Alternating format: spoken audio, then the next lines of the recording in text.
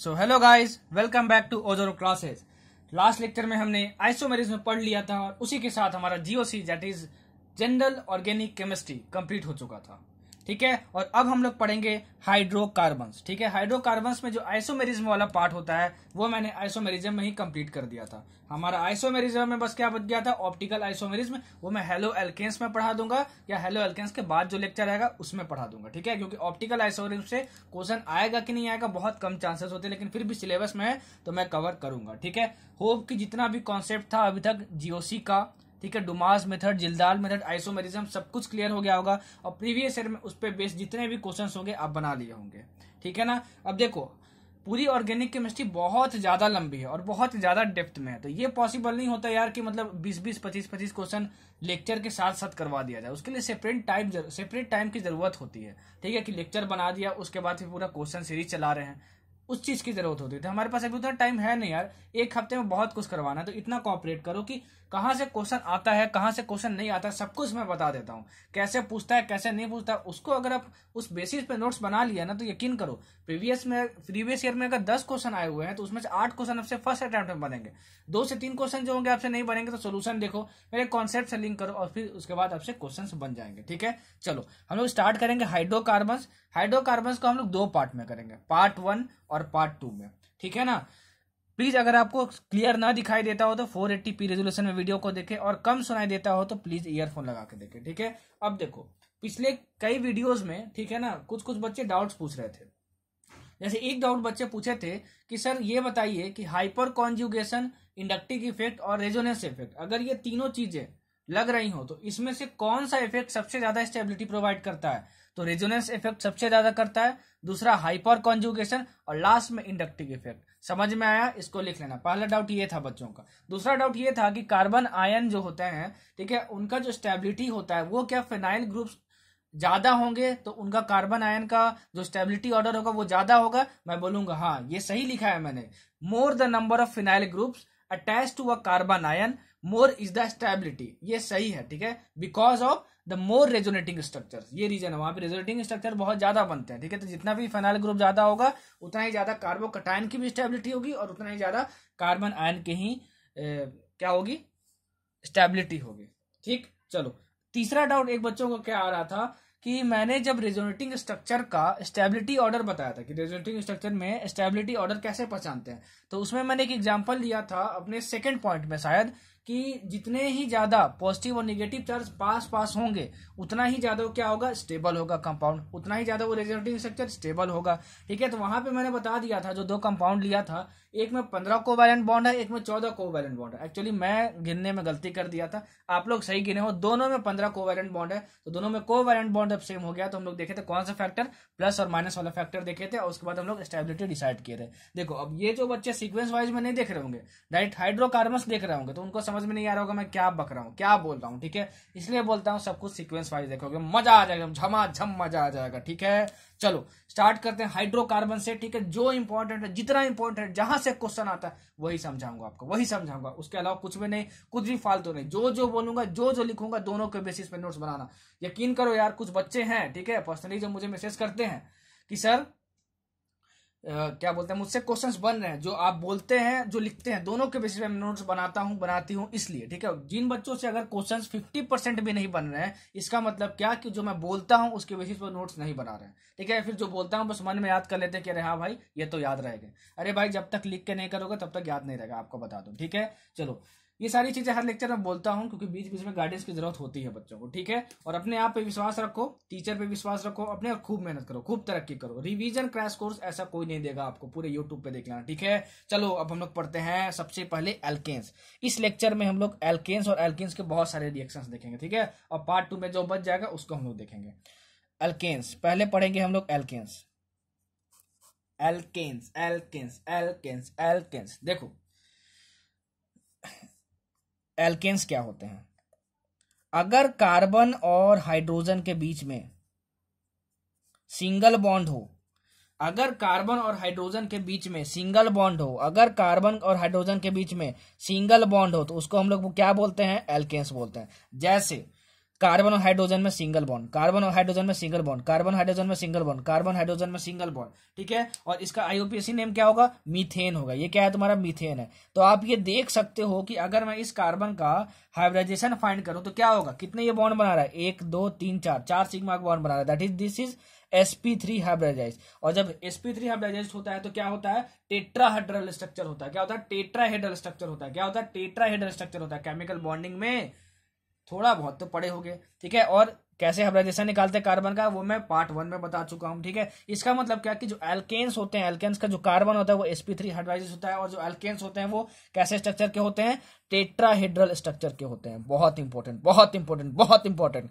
पूछा जाता है, ठीक है, पूछा जाता है। चलो, एल्केन्स ये होते हैं, हमको समझ में आया। कार्बन और हाइड्रोजन के बाद सिंगल बॉन्ड होना चाहिए, ठीक है। अब इसके रिएक्शंस पढ़ते हैं जो एग्जाम में पूछे जाते हैं। हाइड्रोकार्बन से शुरू हो गया आपका रिएक्शन, ठीक है।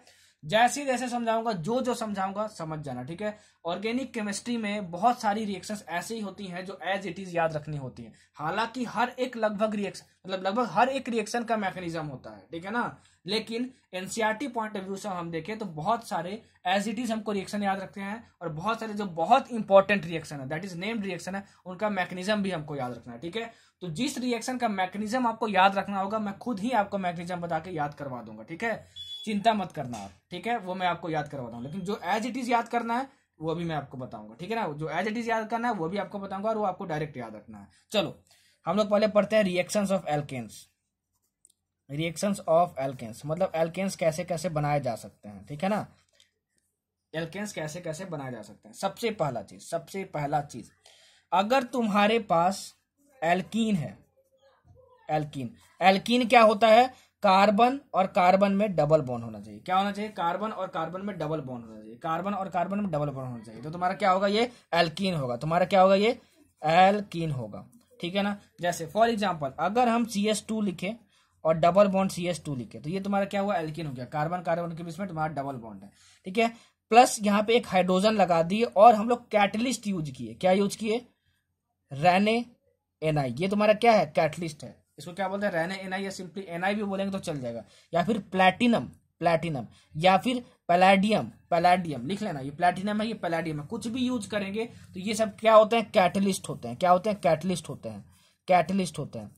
और हाइड्रोजन का जोड़ना इसमें क्या कहलाता है, हाइड्रोजिनेशन कहलाता है। क्या कहलाता है, हाइड्रोजिनेशन कहलाता है। क्या कहलाता है, हाइड्रोजिनेशन कहलाता है। तो होता क्या है, तुम जितना H2 जोड़ोगे, देखो यहाँ कितना जोड़ो, 1 मोल H2 जोड़ो, उतना बॉन्ड यहाँ से हट जाएगा, इतना बॉन्ड यहाँ से हट जाएगा। तो 1 H2 तुम जोड़े, ठीक है। और कौन सा हटेगा, पाई बॉन्ड ही हटेगा, ये तुम्हारा सिग्मा बॉन्ड है, और ये तुम्हारा क्या है, पाई बॉन्ड है, ठीक है। तो एक पाई बॉन्ड तुम हटा दो, ठीक है, और तुम यहाँ कर दो 1 H2 जोड़ दो, तो तुम्हारा क्या बन जाएगा, CH2, और ये हटा दिए, और ये H2 में एक H एटम है, दूसरा H एटम है, तो एक H इसमें दे दो और एक H इसमें दे दो, तो ये CH3 हो गया और ये CH3 हो गया, और ये क्या बन गया, तुम्हारा इथेन बन गया, ठीक है। इसको हम लोग बोलते हैं addition of hydrogen to a alkene in the presence of this catalyst. कोई भी एक कैटलिस्ट तुम यूज कर लो, ठीक है ना। याद रखना, अगर हाइड्रोजिनेशन करवाना है तो कैटलिस्ट का यूज होगा ही होगा, ठीक है। तो इसको हम लोग क्या बोलते हैं, हाइड्रोजिनेशन रिएक्शन। क्या हम लोग बोलते हैं, हाइड्रोजिनेशन रिएक्शन। क्या बोलते हैं हम लोग, हाइड्रोजिनेशन रिएक्शन। समझ में आया। चलो, ये अगर समझ में आया तो देखो, मैं आपको एक होमवर्क देता हूँ, CH3, ठीक है, CH double bond CH2 plus H2, ठीक है। और आपको दे देते यहाँ पे प्लैटिनम है। क्या है, प्लैटिनम है। तो बताओ क्या प्रोडक्ट बनेगा, ठीक है। आप बोलोगे सर प्लैटिनम सिर्फ इसलिए दिया रहता है क्योंकि ये जो रिएक्शन है वो कैटलिस्ट के प्रेजेंस में होता है। क्या होता है, कैटलिस्ट के प्रेजेंस में होता है। अच्छा, ये जो H2 है यहाँ कितना मोल है, 1 मोल यहाँ पे है। कितना है, 1 मोल है यहाँ पे, ठीक है। तो हम क्या करेंगे, ये जो 1 मोल H2 है, इस H2 को एक पाई बॉन्ड हटा के, देखो एक पाई बॉन्ड, यहाँ जितना मोल है उतना ही पाई बॉन्ड हटाना है। क्या हटाना है, पाई बॉन्ड हटाना है। एक पाई बॉन्ड हटा देंगे, और इस पाई बॉन्ड से जुड़ा ये कार्बन है और ये कार्बन है, तो इसका एक, ये हाइड्रोजन कैसे है, H और ये HS है, इसका एक हाइड्रोजन इसको दे देंगे और एक हाइड्रोजन इसको दे देंगे, ठीक है। तो ये स्ट्रक्चर कैसे बन जाएगा, देखो CH3, इसको एक हाइड्रोजन दे दिए, CH2 और इसको एक हाइड्रोजन दे दिए, तो CH3, मतलब ये तुम्हारा क्या बन गया, प्रोपेन बन गया। क्या बन गया, तुम्हारा प्रोपेन बन गया। इस तरीके से निकाला जाता है, ठीक है। इस तरीके से निकाला जाता है कि प्रोडक्ट क्या होगा। तीसरा एग्जांपल और बेहतरीन एग्जांपल, एकदम झमाझम मजा आएगा, सब कुछ यहीं सिखा दूंगा, ट्रिपल बॉन्ड CH, ठीक है, प्लस 2H2, ठीक है। और यहाँ पे मान लो हम ले लिए कैटलिस्ट NI ले लिए, क्या ले लिए, कैटलिस्ट NI ले लिए, ठीक है ना।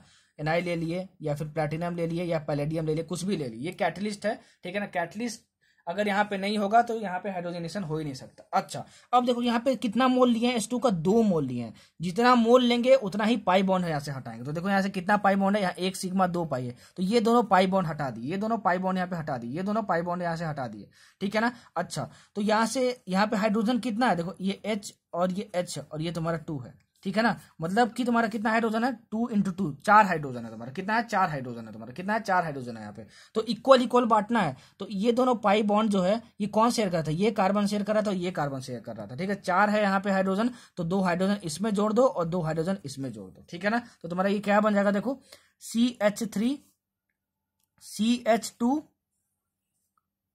और यहाँ पे तुम जोड़ दोगे 2 हाइड्रोजन, तो एक तो पहले से था, तो तुम्हारे ये CH3 हो जाएगा, ठीक है। That is CH3 CH2 CH3, मतलब तुम्हारे क्या बन जाएगा, प्रोपेन ही बन जाएगा। क्या बन जाएगा, प्रोपेन ही बन जाएगा।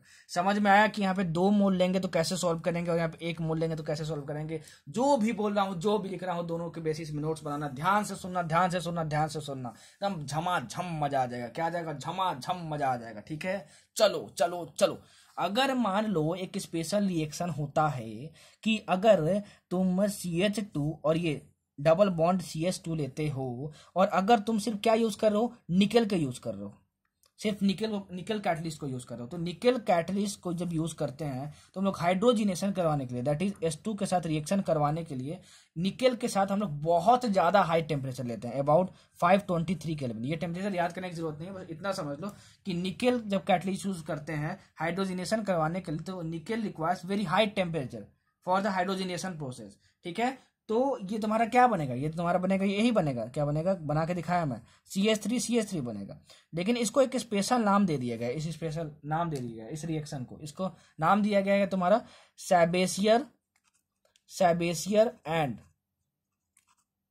सेंडर्स रिएक्शन, ठीक है। बहुत इंपॉर्टेंट है, बहुत इंपॉर्टेंट है। आपको दे देगा ये रिएक्शन, लिख देगा, बताओ ये कौन सा रिएक्शन है और नाम दिया रहेगा, ठीक है ना। ये कौन सा रिएक्शन है, उड्स रिएक्शन है, ये कोरे हाउस सिंथेसिस रिएक्शन है, कि सैबेसियर एंड सेंडरसन रिएक्शन है, तो आप इसमें टिक मार दोगे, ठीक है। बहुत इंपॉर्टेंट है। अगर निकल कैटलिस्ट यूज करते हैं हाई टेम्परेचर के साथ और हाइड्रोजिनेशन करवाते हैं तो इसका स्पेशल नाम हो जाता है सैबेसियर एंड सेंडरसन रिएक्शन, ठीक है। और सिंपली अगर H2 जोड़ रहे हैं तो हम लोग हाइड्रोजिनेशन उसको बोलते हैं, ठीक है। क्या बोलते हैं, हाइड्रोजिनेशन बोलते हैं, ठीक। समझ में आया, ये था आपका पहला रिएक्शन, बहुत इंपॉर्टेंट था। होप कि आपको समझ में आया होगा, ठीक है। अब चलो बढ़ते हैं आगे और देखते हैं दूसरा रिएक्शन,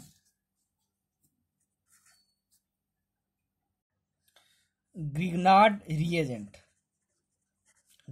रिएजेंट का रिएक्शन, ठीक है ना। अच्छे से देखना, पहले देखो ग्रिग्नार्ड रिएजेंट किसको बोलते हैं, ये बहुत सारे एग्जाम में पूछा जाता है। अगर मैं कोई भी अल्काइल हैलाइड ले लूं, RX, बाप रे बाप, RX क्या होता है सर, X यहाँ पे है हेलोजन और तुम्हारा R है तुम्हारा कार्बन चेन। क्या है तुम्हारा, carbon chain. Just for example halogen कोई भी ले लो, Cl ले लो, कार्बन चेन में CH3 ले लो, तो ये तुम्हारा क्या हुआ, अल्काइल हैलाइड हुआ। ये तुम्हारा क्या हुआ, अल्काइल हैलाइड हुआ।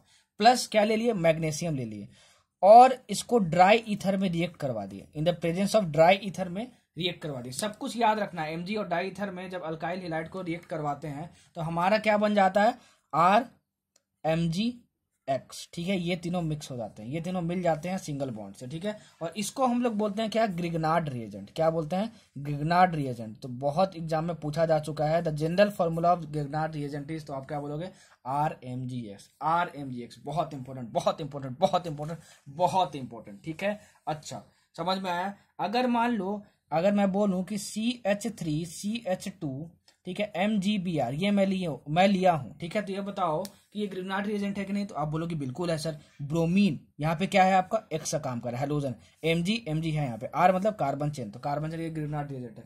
जब इसको हम रिएक्ट करवाते हैं H2O से, क्या रिएक्ट करवाते हैं, H2O से, किससे रिएक्ट करवाते हैं, H2O से, ठीक है ना, H2O से, ठीक है। H2O से जब रिएक्ट करवाते हैं तो ये तुम्हारा बन जाता है क्या, ये तुम्हारा क्या बन जाता है, यहां से एक हाइड्रोजन निकलता है और इसके साथ आ जाता है। याद रखना, एक हाइड्रोजन यहाँ से निकलता है और यहाँ पे आ जाता है, ठीक है। तो ये तुम्हारा बन जाता है CH3 डबल बॉन्ड CH3, ठीक है। प्लस जो बनता है वो एग्जाम में आपसे नहीं पूछेगा, ठीक है ना। अच्छा, अगर मान लो CH3Mgi लूं मैं, अगर, ठीक है, CH3Mgi लूं, मतलब तो ये बताओ ग्रिग्नार्ड रिएजेंट है कि नहीं, हाँ है। ये I है यहाँ पे, X हेलोजन, Mg, और ये तुम्हारे क्या हो गया, तुम्हारा R हो गया, मतलब कार्बन चेन हो गया।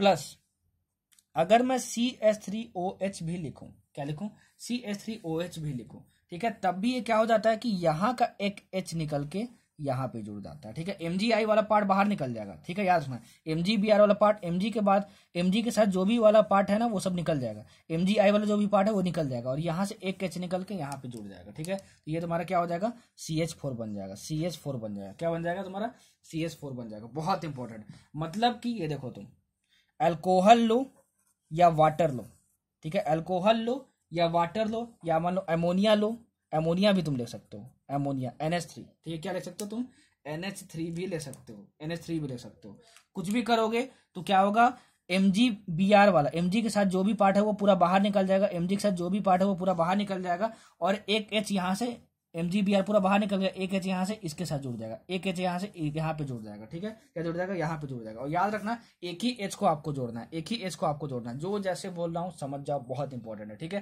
देखो जो रिएक्शंस यहाँ पे पढ़ा दे रहा हूँ उसको मैं रिपीट नहीं करूंगा हेलो एल्केन्स में और एल्डिहाइड्स कीटोन्स में और कार्बोक्सिलिक एसिड में, क्योंकि बहुत सारे जो रिएक्शंस है ना एनसीईआरटी में, कुछ कुछ हाइड्रोकार्बन में दिए हुए हैं, कुछ कुछ हेलो एल्केन्स में दिए हुए हैं और सब कुछ सिमिलर है, ठीक है। तो जो यहाँ पे हो चुका है वो मैं हेलो एल्केन्स में नहीं करवाऊंगा, जो हेलो एल्केन्स में हो चुका होगा वो कार्बोक्सिलिक एसिड में नहीं करवाऊंगा, तो उस चीज का ध्यान रखना, ठीक है, कि सर ये नहीं करवाया वो नहीं करवाया, सब कुछ करवाऊंगा भाई। हर लेक्चर मेरा देखोगे तब तो, हर लेक्चर तो देखते नहीं हो, डायरेक्ट पता चला हेलो एल्केन्स डाले और हेलो एल्केन्स देख रहे हो, तो सारी चीजें कैसे क्लियर होंगी। देखो तो सब देखो यार, नहीं तो मत देखो कुछ भी, समझे, समझे क्या बोला हूँ, बुरा मत मानना, ठीक है, देखो तो सब देखो यार, लेकिन ऐसा नहीं कि अगर नहीं देख रहे हो तो मत ही देखो, मैं ये बोलूंगा, नहीं देख रहे हो तो मत देखो, लेकिन देख रहे हो तो हर एक लेक्चर देखो, तभी ज्यादा आपसे अच्छे से क्लियर हो जाएगा, ठीक है ना। चलो थर्ड देखते हैं, कोरे हाउस सिंथेसिस क्या होता है, ये भी नेम्ड रिएक्शन है, बहुत इंपॉर्टेंट रिएक्शन है, बहुत इंपॉर्टेंट रिएक्शन है, कोरे हाउस सिंथेसिस। देखो ये सब में क्या बन रहा है, एल्केन बन रहा है, क्या बन रहा है यहाँ पे, एल्केन बन रहा है, देखो एल्केन बन रहा है यहाँ पे, एल्केन बन रहा है यहाँ पे, एल्केन बन रहा है। देखो कोरे हाउस सिंथेसिस क्या होता है, कोरे हाउस सिंथेसिस क्या होता है, देखो अगर मैं क्या करूं, क्या बोलूं, इसमें गिलमैन रिएजेंट का, सबसे पहले ये समझो, इसमें गिलमैन रिएजेंट का यूज होता है, ठीक है ना। What is Gillman reagent, R2Cu minus Li plus, R2Cu minus Li plus, ठीक है ना, Li प्लस, ये तुम्हारा क्या होता है, गिलमैन रिएजेंट होता है। सबसे पहले यही पूछता है, बताओ which of the following is a formula of Gillman reagent, तो आप क्या बोलोगे इसको, ठीक है, और टिक मार दोगे, ठीक है। अगर ये गिलमैन रिएजेंट किसी अल्काइल हैलाइड के साथ यूज होता है in presence of dry ether, तब क्या रिएक्शन बनता है, उसको हम लोग बोलते हैं कोरे house synthesis. Just for example अच्छे से देखना, ये होता है गिलमैन रिएजेंट। अगर मैं मान लूं कोई अल्काइल हैलाइड लिया हूं, ध्यान से सुनना, जो लिख रहा हूं, जो बोल रहा हूं, सबके बेसिस पर नोट्स बनाना। ये अल्काइल हैलाइड है, देखो ये तुम्हारा हैलाइड है और ये तुम्हारा क्या है, कार्बन चेन है, तो RX है तो तुम्हारा अल्काइल हैलाइड है। इसको अगर मैं रिएक्ट कर रहा हूँ गिलमैन रिएजेंट से, क्या गिलमैन रिएजेंट से, ठीक है, तो तुम्हारी ये क्या R2 है, ठीक है ना, तुम्हारा R2 है, मतलब R क्या होता है, कार्बन चेन होता है। तो मान लो मैं कार्बन चेन ले रहा हूँ CH3CH2, ठीक है, उसका होल 2 लिख रहा हूँ और ये फिर Cu लिख रहा हूँ और ये Li लिख रहा हूँ, ठीक है, तो ये तुम्हारा क्या बन गया, देखो गिलमैन रिएजेंट बन गया, क्या बन गया, गिलमैन रिएजेंट। अच्छे से देख लो, कार्बन चेन लिखा, यहाँ पे 2 लगाया, ये Cu लगाया और ये Li लगाया, ठीक है, तो भाई गिलमैन रिएजेंट बन गया। और जब गिलमैन रिएजेंट के साथ रिएक्शन करवा के जब इसको हम ड्राई ईथर के प्रेजेंस में रिएक्ट करवा देते हैं, तो हमारा क्या बनता है, सुनो अच्छे से सुनना, इसमें का एक CH3CH2 उठाओ, इस Br को बाहर निकालो, ठीक है, और इसके साथ जोड़ दो। देखो CH3CH2 लिखो, CH3CH2 लिखो, और यहाँ पे जो CH3CH2 जो ब्रैकेट में है, उसको उठा के यहाँ पे जोड़ दो, ठीक है, तो तुम्हारा और Br को निकाल दो, तो तुम्हारे क्या हो जाएगा, CH2CH3, तो ये तुम्हारा प्रोडक्ट बनेगा। बहुत ज्यादा पूछा जाता है, बच्चे यही देख के घबरा जाते हैं, बाप रे बाप, CuLi ड्राई ईथर के प्रेजेंस में, तो ये सब याद रखना होगा, ठीक है, कि सर ने कैसे बताया था। कोरे हाउस सिंथेसिस बोलते हैं इसको, गिलमैन रिएजेंट बोलते हैं। जब गिलमैन रिएजेंट के साथ रिएक्शन करवाते हैं इन the presence of dry ether, तो हमको कैसे प्रोडक्ट बनता है मैंने बता दिया, तुमको सब कुछ याद रखना होगा। ऑर्गेनिक में अगर नहीं याद रखोगे बहुत सारी चीजों को तो भाई काम नहीं बनेगा। मैकेनिज्म भी अगर आपको बताता हूँ बहुत सारे रिएक्शन का, तो आपको याद रखना ही पड़ेगा। क्या करना पड़ेगा, याद रखना ही पड़ेगा। चलो चौथा रिडक्शन ऑफ एल्काइल हैलाइड्स, ठीक है। देखो ये क्या होता है, कैसा रिएक्शन होता है। मान लो तुम RX ले लिए, वही RX अल्काइल हैलाइड ले लिए, और तुम Zn और Zn के साथ HCl ले लो या फिर Zn के साथ CH3COOH ले लो। दोनों में से कुछ भी लेते हो तो ये तुम्हारा जो X है ना, X जो है वो बाहर आ जाता है and HCl and CH3COOH, HCl और CH3COOH ये जो तुम्हारा है वो सोर्स ऑफ H+ है, ये H+ आयन देता है। देखो सब कुछ शॉर्ट में बता रहा हूँ, ठीक है, जितना इंपॉर्टेंट है जिस तरीके से रिवीजन करना वैसे बता रहा हूँ। रेगुलर क्लासेस नहीं है, नहीं तो इसको मैं कोरे हाउस सिंथेसिस में पढ़ाता ना तो आपको 20 मिनट पढ़ाता, ठीक है ना, कि कोरे हाउस सिंथेसिस कैसे क्या बनता है क्या नहीं बनता सब कुछ बताता आपको। लेकिन भाई 7 से 8 दिन बचे हुए हैं, ठीक है ना, अच्छे से रिवीजन कर लो। रिवीजन के तौर पे जितना जरूरत है सब कुछ बता रहा हूँ, सब कुछ बता रहा हूँ, कुछ भी छोड़ नहीं रहा हूँ, ठीक है। यहाँ तक जो बहुत अच्छे अच्छे रिएक्शन आएंगे उसका सब कुछ मैग्नीशियम भी सबका समझाऊंगा, ठीक है। भरोसा है आपको टीचर पे, ऐसा रिवीजन क्रैश कोर्स कहीं नहीं मिलेगा भाई, इतना समझा के कोई भी आपको रिवीजन नहीं करवाएगा, ठीक है।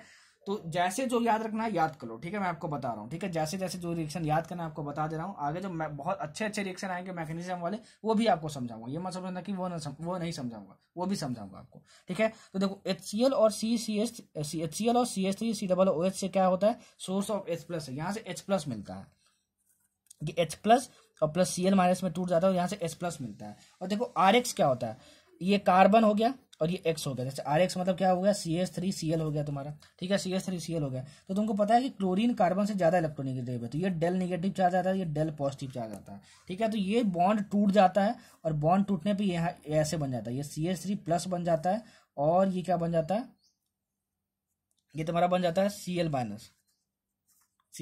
जाता है, CH3+ बन जाता है और Cl- बन जाता है, ठीक है ना। और जो तुम्हारा H+ है, ठीक है, जो तुम्हारा H+ है वो क्या करता है, H+ जो है इससे जुड़ जाता है, ठीक है। बहुत बच्चे सोचते हैं ऐसा होता है, लेकिन ये ऐसा नहीं होता है। देखो ये कैसे होता है, ये रिएक्शन जो है आपका, ठीक है ना, ये वाला जो रिएक्शन ये कैसे होता है। सबसे पहले क्या होता है, Zn जो है, Zn टूट के आयंस में चेंज हो जाता है, Zn2+ प्लस 2 इलेक्ट्रॉन, ठीक है। इसमें का जो एक इलेक्ट्रॉन है RX ले लेता है, क्या लेता है, RX ले लेता है, इसमें से एक इलेक्ट्रॉन, तो ये RX ले लेता है, ठीक है। और क्या होता है, सुनो, ये इसमें टूट जाता है, X जो है, मतलब तुम्हारा अगर CH3Cl है तो X तुम्हारा ज्यादा इलेक्ट्रोनेगेटिव हो तो ये टूट जाएगा और ये तुम्हारा क्या बन जाता है, ये तुम्हारा बन जाता है R+X-, और ये जो इलेक्ट्रॉन है इसके पास आ जाता है, ये इलेक्ट्रॉन जो है इसके पास आ जाता है। अब ये तुम्हारा क्या है, फ्री रेडिकल बन गया तुम्हारा, ठीक है। आप बोलोगे सर यहाँ पे पॉजिटिव चार्ज आएगा ना, देखो ये दोनों इलेक्ट्रॉन X के पास चले गए, ठीक है, तो यहाँ पे माइनस चार्ज आ गया तुम्हारा, तो यहाँ पॉजिटिव चार्ज आना चाहिए था, बिल्कुल सर, लेकिन ये इलेक्ट्रॉन जैसे ही एक्सेप्ट किया तो ये न्यूट्रल हो गया और ये तुम्हारा फ्री रेडिकल बन गया, ठीक है। फ्री रेडिकल भी तो न्यूट्रल होता है, तो फ्री रेडिकल्स क्या होते हैं, अनस्टेबल होते हैं। तो जब HCl से तुम्हारा जो H+ निकल के आता है ना, ठीक है, ये देखो क्या है, ये अनस्टेबल है, ठीक है, क्या ये अनस्टेबल, ये क्या चाहता है कि एक इलेक्ट्रॉन और मिले, बॉन्ड बना ले और ये इसका ऑक्टेट कंप्लीट हो जाए और इसका डुप्लेट कंप्लीट हो जाए। H+ भी चाहता है अपना डुप्लेट कंप्लीट करना और मैं स्टेबल हो जाऊं, ये H+ इसके साथ रिएक्ट कर जाता है और तुम्हारा क्या बन जाता है, RH बन जाता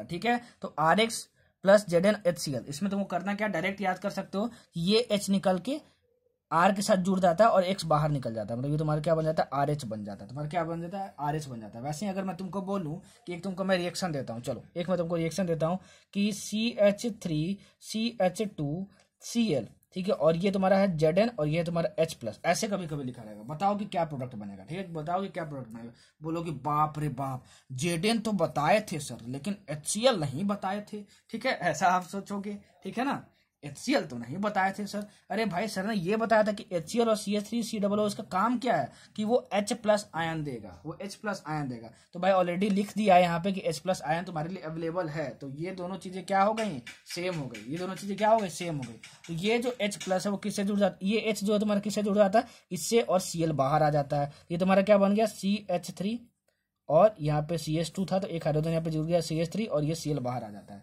तुम्हारा क्या बन गया, CH3 बन गया। समझ में आया, सब कुछ बता रहा हूँ कि कैसे कैसे प्रोडक्ट बनाना है, ठीक है। अब याद रखना आपका काम है, जो बड़े बड़े रिएक्शन आएंगे ना भाई, जैसे डिकार्बोक्सिलेशन ये सब, ठीक है, और तुम्हारा जितना भी आएगा तुम्हारा बड़े बड़े रिएक्शन जिसमें मैकेनिज्म सच में बहुत ज्यादा जरूरत है, सबका मैकेनिज्म एक्सप्लेन करूंगा, लेकिन ये सबका मैकेनिज्म का जरूरत नहीं है, ठीक है। ये आपको डायरेक्ट याद रखना होगा कि प्रोडक्ट बनाते कैसे, तो सब कुछ एक्सप्लेन कर रहा हूँ, सब कुछ भी डायरेक्ट नहीं बता रहा हूँ, एकदम जो बोल रहा हूँ जो लिख रहा हूँ दोनों के बेसिस पे नोट्स बना लेना, एकदम झमाझम मजा आ जाएगा, ठीक है। चलो चलो चलो आगे बढ़ते हैं। और आज ये कंप्लीट करने के बाद फिर मैं एक मूवी देखने वाला हूँ टॉलीवुड की, दैट इज साउथ इंडियन की। ठीक है, आप लोग भी देखो मूवी वगैरह, ठीक है, बीच बीच में देख लिया करो यार, हफ्ते में एक मूवी बनती है, थोड़ा बहुत स्ट्रेस वगैरह दूर होता है। लेकिन अभी मत देखना, एग्जाम आपको कब है, एग्जाम है 13 सितंबर को, 10 तारीख को एक मूवी जरूर देख लेना, थोड़ा स्ट्रेस रिलीज होगा। जैसा भी मूवी आपको पसंद हो, ठीक है, आप मूवी देख लेना। मुझे तो साउथ इंडियन पसंद है। ठीक है, कमेंट करके बताओ यार कि बॉलीवुड किसको पसंद है, और खासकर रिया चक्रवर्ती की मूवी किसको पसंद है। वो तो शायद मूवी यार बनाई भी नहीं होगी आज तक, मुझे लगता है। ना मैं तो कभी उसकी मूवी देखा भी नहीं हो, रिया चक्रवर्ती की कोई मूवी होगी भी तो बताओ कमेंट करके, अगर रिया चक्रवर्ती की मूवी आपको पसंद हो और उसने आज तक कोई मूवी बनाया भी हो तो। ठीक है, चलो आगे बढ़ते हैं। हम लोग को पढ़ाई से मतलब पढ़ाई करते हैं हम लोग। ठीक है, तो ये हम लोग रिएक्शन देख लिए। चलो अब आगे देखते हैं हम लोग कि और कौन सा रिएक्शन पॉसिबल है। चलो 5वां रिएक्शन देखो। ठीक है, अगर अगर अगर किसी भी अल्काइल हैलाइड को हम लोग ले ले, अल्काइल हैलाइड को हम लोग ले ले, ठीक है ना, तो काम नहीं चलेगा। इस केस में हमको क्या करना पड़ेगा, अल्काइल आयोडाइड्स ही लेना पड़ेगा। ठीक है, अल्काइल आयोडाइड्स मतलब देखो RX तुम्हारा क्या था, अल्काइल हैलाइड था। ठीक है, अब मैंने क्या बोल दिया कि X क्या होना चाहिए, I ही होना चाहिए, दैट इज आयोडीन ही होना चाहिए, मतलब RI होना चाहिए तुम्हारा। फॉर एग्जाम्पल I यहाँ पे I लिख दिए, और R क्या है तुम्हारा, कार्बन चेन है। कार्बन चेन में मैं CH3CH2 ले रहा हूँ। ठीक है, CH3CH2 ले रहा हूँ। ठीक है, ये ऐसे है। ठीक है, CH3CH2 और यहाँ पे I ले लेता हूँ। अगर मैं इसका रिएक्शन रेड फास्फोरस और HI के प्रेजेंस में करवाता हूँ, HI के प्रेजेंस में करवाता हूँ, ठीक है, और इसको हाई टेम्परेचर पे हीट कर देता हूँ। देखो ये हीट का साइन होता है। कभी भी क्वेश्चन में अगर ऐसा कुछ गिवन हो, देखो ऐसा कुछ गिवन हो, ठीक है, तो समझ जाना क्या हो रहा है, आप हीट कर रहे हो। क्या कर रहे हो आप, हीट कर रहे हो। क्या कर रहे हो आप, हीट कर रहे हो। ठीक है, अच्छा, और हीट मैं कर दूं तो ये क्या होता है कि ये AI बाहर आ जाता है और इसका H आके यहाँ पे एक जुड़ जाता है। ठीक है, तो देखो CH3 और एक H यहाँ जोड़ दोगे तो तुम्हारा क्या बन जाएगा, CH3 बन जाएगा तुम्हारा।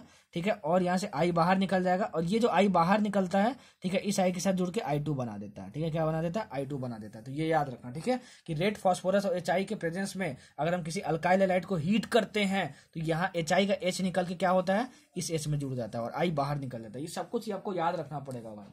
ठीक है, ऑर्गेनिक केमिस्ट्री में इतना नहीं याद रखोगे तो भाई फिर ऑर्गेनिक केमिस्ट्री नहीं बढ़ेगी। ठीक है, ऑर्गेनिक केमिस्ट्री आगे नहीं बढ़ेगी, ऑर्गेनिक केमिस्ट्री आपको समझ नहीं आएगा। ठीक है, तो जो जो याद कर रहा हूँ, जैसे जैसे बोल रहा हूँ वैसे समझ लो। ठीक है, बहुत सारे बच्चे बोलते हैं सर एक्सप्लेन थोड़ा और ज्यादा किया करो। मैं कितने बार बोल जाऊंगा, ये रेगुलर क्लासेस नहीं है। ठीक है, ये रिवीजन क्रैश कोर्स है हमारा, फिर भी इतना ज्यादा मैं रिवीजन में एक्सप्लेन कर देता हूँ कि पूरे यूट्यूब पे ऐसा आपको लेक्चर नहीं मिलेगा रिवीजन के तौर पे। ठीक है, फिर भी अगर आपको पसंद नहीं आ रहा हो तो प्लीज जाओ यार किसी और चैनल पे जाओ, वहीं पे आप रिवीजन कर लो। ठीक है ना, अगर आपको इससे अच्छा कोई रिवीजन करवा सकता है तो रिवीजन इससे अच्छा कोई नहीं करवा सकता। मैं खुद देखा हूँ पर्सनली, पूरा यूट्यूब सर्च करके रिवीजन क्रैश कोर्स में इतना ज़्यादा एक्सप्लेन नहीं किया जाता है। 10 रिएक्शन लिख देंगे, 5 क्वेश्चन सॉल्व करवा देंगे, काम खत्म हो जाता है। उससे उससे उनके व्यूज मिल गए, ठीक है, तुम्हारा टाइम वेस्ट हो गया और कुछ समझ में नहीं आना। लेकिन फिर भी अगर आपको लगता है कि इससे ज़्यादा एक्सप्लेन करने वाला कोई और तुमको मतलब वीडियो मिल सकता है यूट्यूब पे, तो प्लीज आप जाओ वहीं पे देखो यार, क्योंकि आपका फायदा मैं चाहता हूँ। ठीक, लेकिन मुझे लगता है ऐसा कि रिवीजन क्रैश कोर्स में मैं इनफ एक्सप्लेन कर देता हूँ, इतना कोई एक्सप्लेन नहीं करेगा। ठीक है, आपको यहाँ रेगुलर क्लासेस नहीं है, रेगुलर क्लासेस होती ना तो एक एक रिएक्शन को मैं आधा आधा घंटे भी पढ़ा सकता था। ठीक है, क्योंकि ऑर्गेनिक केमिस्ट्री हमेशा मेरी फेवरेट रही है और बहुत मजा आता है मुझे पर्सनली ऑर्गेनिक केमिस्ट्री में। ठीक है, चलो बाकी आपकी मर्जी है यार, देखो ना देखो, मैं बता दिया है रिवीजन क्रैश कोर्स है, तब भी मैं बहुत ज़्यादा इसमें एक्सप्लेन करता हूँ, बहुत ज़्यादा। रिवीजन में इतना कोई एक्सप्लेन नहीं करेगा। ठीक है, बाकी पढ़ना है तो पढ़ो, नहीं पढ़ना है तो मत पढ़ो, आपकी मर्जी है। ठीक है, लेकिन मैं चाहता हूँ कि आपका सबका भला हो, इसलिए आपको जहाँ पसंद है वहाँ पे देखो। मैं ये नहीं बोलता कि आप मेरा ही देखो, जहाँ पसंद है, जो वीडियो पसंद है वो वीडियो देखो। लेकिन मैं गारंटी देता हूँ, आप नीट का एग्जाम देके आना, ऑर्गेनिक केमिस्ट्री में 15 क्वेश्चन आते हैं तो 13 क्वेश्चन मेरे लेक्चर के डिक्टो होंगे, लेक्चर के डिक्टो होंगे, मतलब मेरे कॉन्सेप्ट से डिक्टो होंगे। मेरा कॉन्सेप्ट पढ़ के और प्रीवियस ईयर बना के चले गए तो वहां से डिक्टो क्वेश्चन आएंगे। ठीक है, मैं करवा के दिखाऊंगा आपको, देखो यहाँ से ये क्वेश्चन आया, ऐसा सिमिलर क्वेश्चन आया। ठीक है, यकीन है तो देखो, नहीं यकीन है तो you are free to see any video on the YouTube. ठीक है, चलो देखते हैं डी कार्बोक्सिलेशन। डी कार्बोक्सिलेशन मतलब होता है removal of CO2, removal of CO2, removal of CO2, removal of CO2, removal of CO2। देखो इसमें क्या होता है, देखो बहुत इजी है। अगर अगर किसी भी कार्बोक्सिलिक एसिड को, किसी भी कार्बोक्सिलिक एसिड को, कार्बोक्सिलिक एसिड किसमें बोलते हैं, जिसमें कार्बोक्सिलिक ग्रुप लगा हो, ठीक है ना, ये कार्बोक्सिलिक ग्रुप होता है, उसको हम लोग NaOH के साथ हीट करें, sorry NaOH plus calcium oxide के साथ हीट करें, ठीक है, हीट करिए, हीट का साइन होता है। तो होता क्या है कि देखो ये CO2 है, CO2, ठीक है, C और 2 ऑक्सीजन होता है, ये CO2 क्या होता है, बाहर निकल जाता है, फटाक से बाहर निकल जाता है। तो क्या बचा, क्या CH3 बचा और H बना, तो तुम्हारा क्या बन गया, CH4 बन गया। बहुत तेजी, बहुत तेजी, बहुत तेजी, ठीक है। अगर मान लो तुमको क्वेश्चन में क्या दिया हो, CH3 COOH प्लस NaOH दिया हो, ठीक है, और बस इतना दे दिया तुमको, NaOH दे दिया, तो ये नहीं बना देना भाई, ठीक है। यहाँ जब तक CaO नहीं होगा तब तक ये नहीं बनेगा तुम्हारा, ठीक है।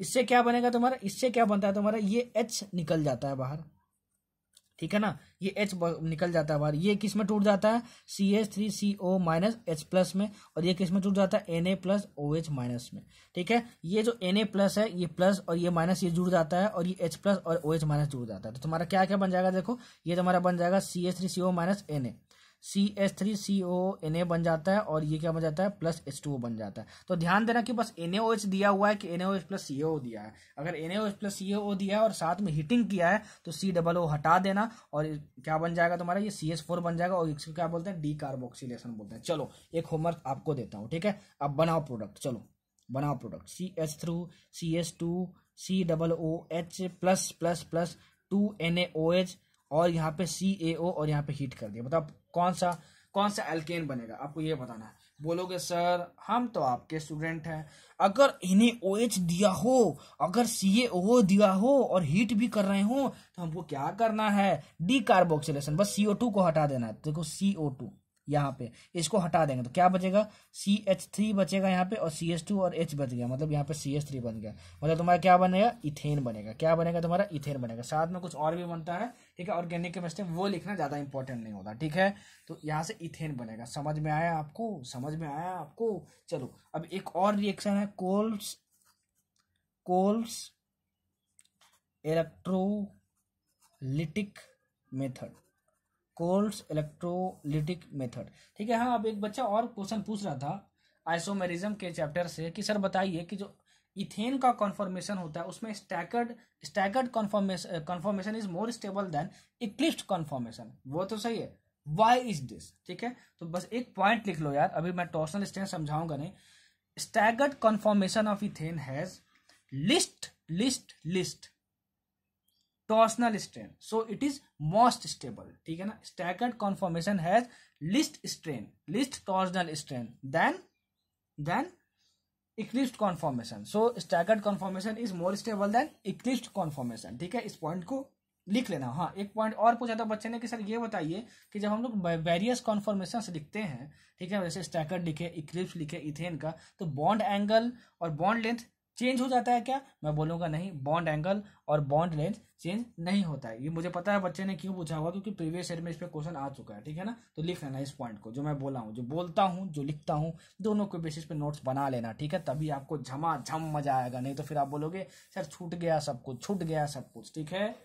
तो जो बोल रहा हूँ उसके बेसिस पे नोट्स बनाना, और गाइडलाइंस फॉलो करें यार, गाइडलाइंस फॉलो नहीं करोगे तो घाटा आपका होगा। देखो कोल्स इलेक्ट्रोलिटिक मेथड क्या होता है, when an aqueous solution of sodium or potassium salt of any carboxylic acid, just for example CH3COO minus Na plus, जब इसको हम लोग H2O के साथ क्या करेंगे, H2O के साथ इलेक्ट्रोलाइसिस करवाएंगे, H2O के साथ इलेक्ट्रोलाइसिस मतलब वाटर में डाल के इसको इलेक्ट्रोलाइसिस करवा दिए, ठीक है। तो हमारा क्या बन जाता है, सुनो हमारा क्या बन जाता है, सुनो, जो भी COO के साथ यहाँ पे लगा होगा, जो भी COO के साथ यहाँ पे लगा होगा, ठीक है ना, उसको दोबारा लिख देना, जैसे CH3 और एक और CH3 जोड़ दो, ठीक है, और यही होगा तुम्हारा प्रोडक्ट। इतना इजी है, ठीक है। इसके साथ 2 गैस निकलते हैं, CO2 प्लस H2, ये आपको याद रखना है, ठीक है। और इसके बारे में एक चीज और याद रखना है आपको कि एनोड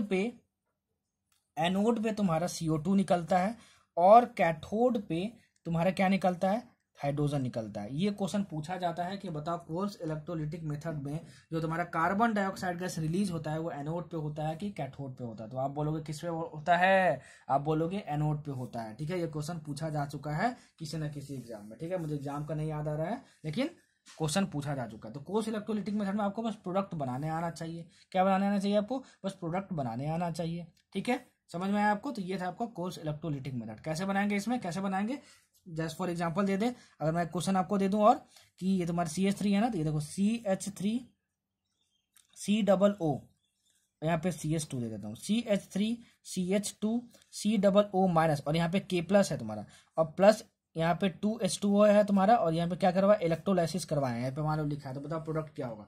बोलोगे यहाँ पे Na+ भी हो सकता है और K+ भी हो सकता है, पोटासियम आयन भी हो सकता है, Na+ आयन भी हो सकता है, याद रखना इस बात को। ठीक है, और ये देखो ये क्या है, इसी तरीके से दिख रहा है, CH3 CH2 COO माइनस और प्लस 2H2O। तो सर ने क्या बोला था कि COO माइनस के साथ जो भी लिखा हो उसको क्या लिख देना, डबल बार लिख देना। मतलब तुम्हारा क्या बनेगा, ये CH3 CH2 और फिर डबल बार लिख लो, मतलब CH2 और CH3। देखो 2 बार लिख दिया यहाँ पे, 2 बार लिख दिया यहाँ पे, 2 बार लिख दिया यहाँ पे। तो ये तुम्हारा क्या बन गया, प्रोडक्ट बन गया। तो कोर्स इलेक्ट्रोलिटिक मेथड से ऐसे हम लोग प्रोडक्ट बनाते हैं, ऐसे हम लोग प्रोडक्ट बनाते हैं, ऐसे हम लोग प्रोडक्ट बनाते हैं। ठीक है, अच्छा अब देखो एल्केन्स के कुछ फिजिकल प्रॉपर्टीज भी होते हैं। फिजिकल प्रॉपर्टीज में कभी क्वेश्चन नहीं आता है, एक प्रॉपर्टी पे क्वेश्चन पूछ सकता है आपसे बॉइलिंग पॉइंट से, वो मैं आपको बता दे रहा हूँ। बॉइलिंग पॉइंट का आपसे ऑर्डर पूछ सकता है। ठीक है, तो एक पॉइंट बस आप याद रखना कि boiling point of alkanes, boiling point of alkanes is proportional to number of carbons in chain, number of carbons in chain, क्योंकि वंडर वाल्स फोर्सेस बढ़ जाते हैं। वो कैसे बढ़ते हैं अभी जरूरत नहीं बताने की। ठीक है, बस इतना समझ लो कि वंडर वाल फोर्सेस जो होते हैं ना, वो मॉलिक्यूलर मास बढ़ाओगे किसी भी सब्सटेंस का, तो वंडर वाल फोर्सेस क्या होते हैं, बढ़ जाते हैं। ठीक है, तो नंबर ऑफ कार्बन किसी भी चेन में बढ़ेगा, तो कार्बन बढ़ा दिए भाई, एक कार्बन था तो उसका एटॉमिक मास कितना हुआ, 14 हुआ, 2 होगा तो तुम्हारा कितना होगा, 28 होगा। तो जाहिर की बात है मॉलिक्यूलर मास बढ़ गए, और मॉलिक्यूलर मास बढ़ गया तो वंडर वाल फोर्सेस बढ़ गया, और वंडर वाल फोर्सेस डिटरमाइन करता है बॉइलिंग पॉइंट। तो समझ जाना कि अगर मैं तुमसे बोलूं कि CH3 और CH3 ये तुम्हारा एल्केन है और ये तुम्हारे पास CH4 है, तो बताओ किसका सबसे ज्यादा बॉइलिंग पॉइंट होगा, इसका कि इसका? तो इसका मॉलिक्यूलर मास कैलकुलेट करो, इसका मॉलिक्यूलर मास कैलकुलेट करो, या फिर ये आप देख सकते हो इसमें कितना कार्बन है, 1 2, इसमें कितना कार्बन है, 1। तो जिसका मॉलिक्यूलर मास ज्यादा होगा, ठीक है, जिसमें कार्बन ज्यादा होगा उसका बॉइलिंग पॉइंट ज्यादा होगा। तो इसका बॉइलिंग पॉइंट ज्यादा है और इसका बॉइलिंग पॉइंट कम है। इस पॉइंट को याद रखना, पूछा जाता है बॉइलिंग पॉइंट का ऑर्डर। ठीक है ना, एल्केन्स के लिए बहुत इंपॉर्टेंट। अब एल्केन से इतने रिएक्शन के अलावा कुछ नहीं पूछेगा। उर्ज रिएक्शन एक बच गया जो कि मैं हेलो एल्केन्स में पढ़ाऊंगा। ठीक है ना, हेलो एल्केन्स में पढ़ाऊंगा। ठीक है, समझ में आया? अब चलो देखते हैं कुछ एल्कीन्स का रिएक्शन। एल्कीन्स का रिएक्शन बहुत ज्यादा पूछा जाता है, बहुत ज्यादा पूछा जाता है। तो देखते हैं हम लोग एल्कीन्स के बारे में। ठीक है, अच्छा हाँ, एल्कीन्स के बारे में देखने से पहले हम लोग पढ़ लेते हैं केमिकल प्रॉपर्टीज भी थोड़ा बहुत। ठीक है, केमिकल प्रॉपर्टीज भी थोड़ा बहुत पढ़ लेते हैं एल्केन्स का, और कुछ और रिएक्शन देख लेते हैं जो एनसीईआरटी पॉइंट ऑफ व्यू से इंपॉर्टेंट है। देखो जो एल्केन्स होते हैं ना, उसमें क्या होता है, बस सिग्मा बॉन्ड होता है, और सिग्मा बॉन्ड जो होता है वो तोड़ना बहुत ही ज्यादा मुश्किल होता है, बहुत ही ज्यादा मुश्किल होता है। ठीक है ना, तो जो एल्केन्स होते हैं दे आर इनर्ट टुवर्ड्स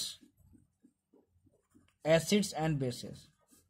ठीक है, मतलब एट नॉर्मल टेम्परेचर, ठीक है, they are inert to acids and bases.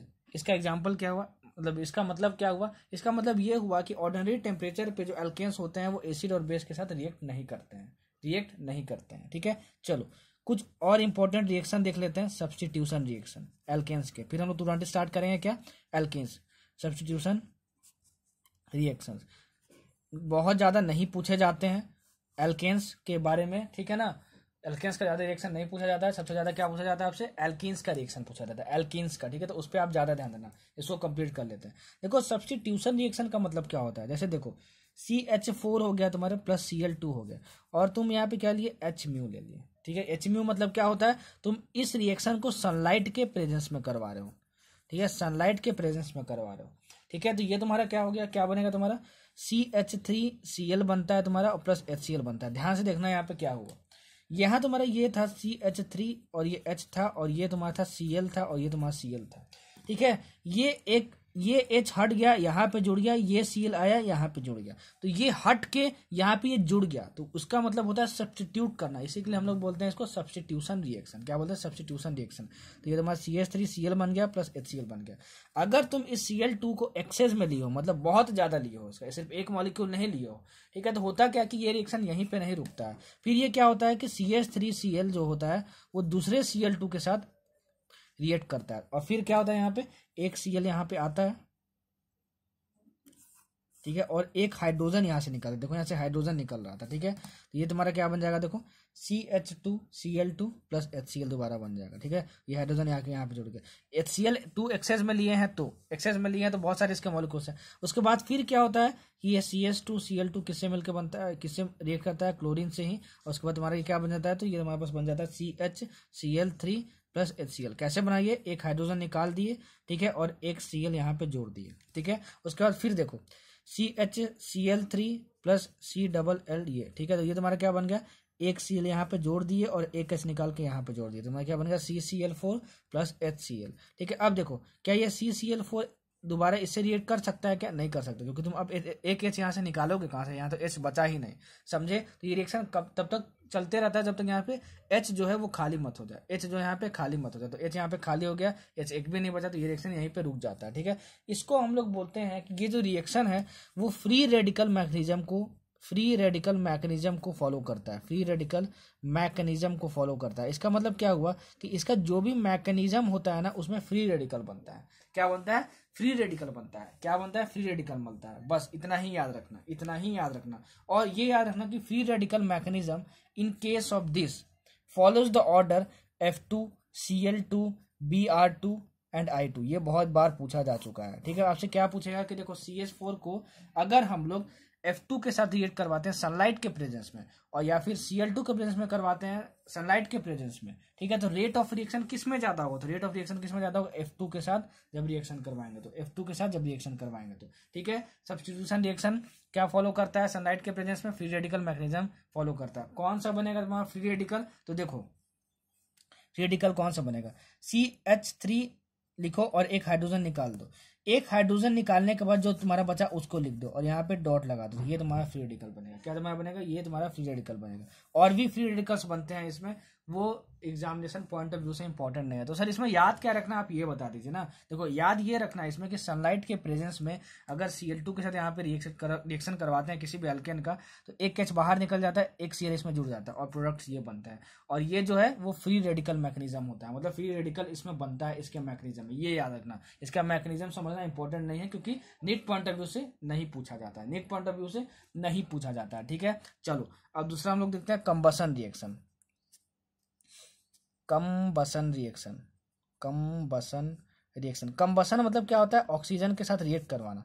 तो अगर किसी भी एल्केन को जैसे CH4 है उसको रिएक्ट करवाया O2 के साथ, ठीक है ना, और ये कंप्लीट रिएक्शन हो रहा है तो इसमें बनता है CO2 प्लस H2O। याद रखना, अगर कंप्लीट रिएक्शन हो रहा है मतलब कि कंप्लीट ऑक्सीडेशन हो रहा है, ठीक है, कंप्लीट ऑक्सीडेशन हो रहा है, इसका मतलब ये क्या हुआ कि CO2 और H2O प्रोडक्ट बनेगा, ठीक है। ये नहीं पूछता है, क्या पूछेगा आगे देखो, क्या पूछेगा आगे देखो।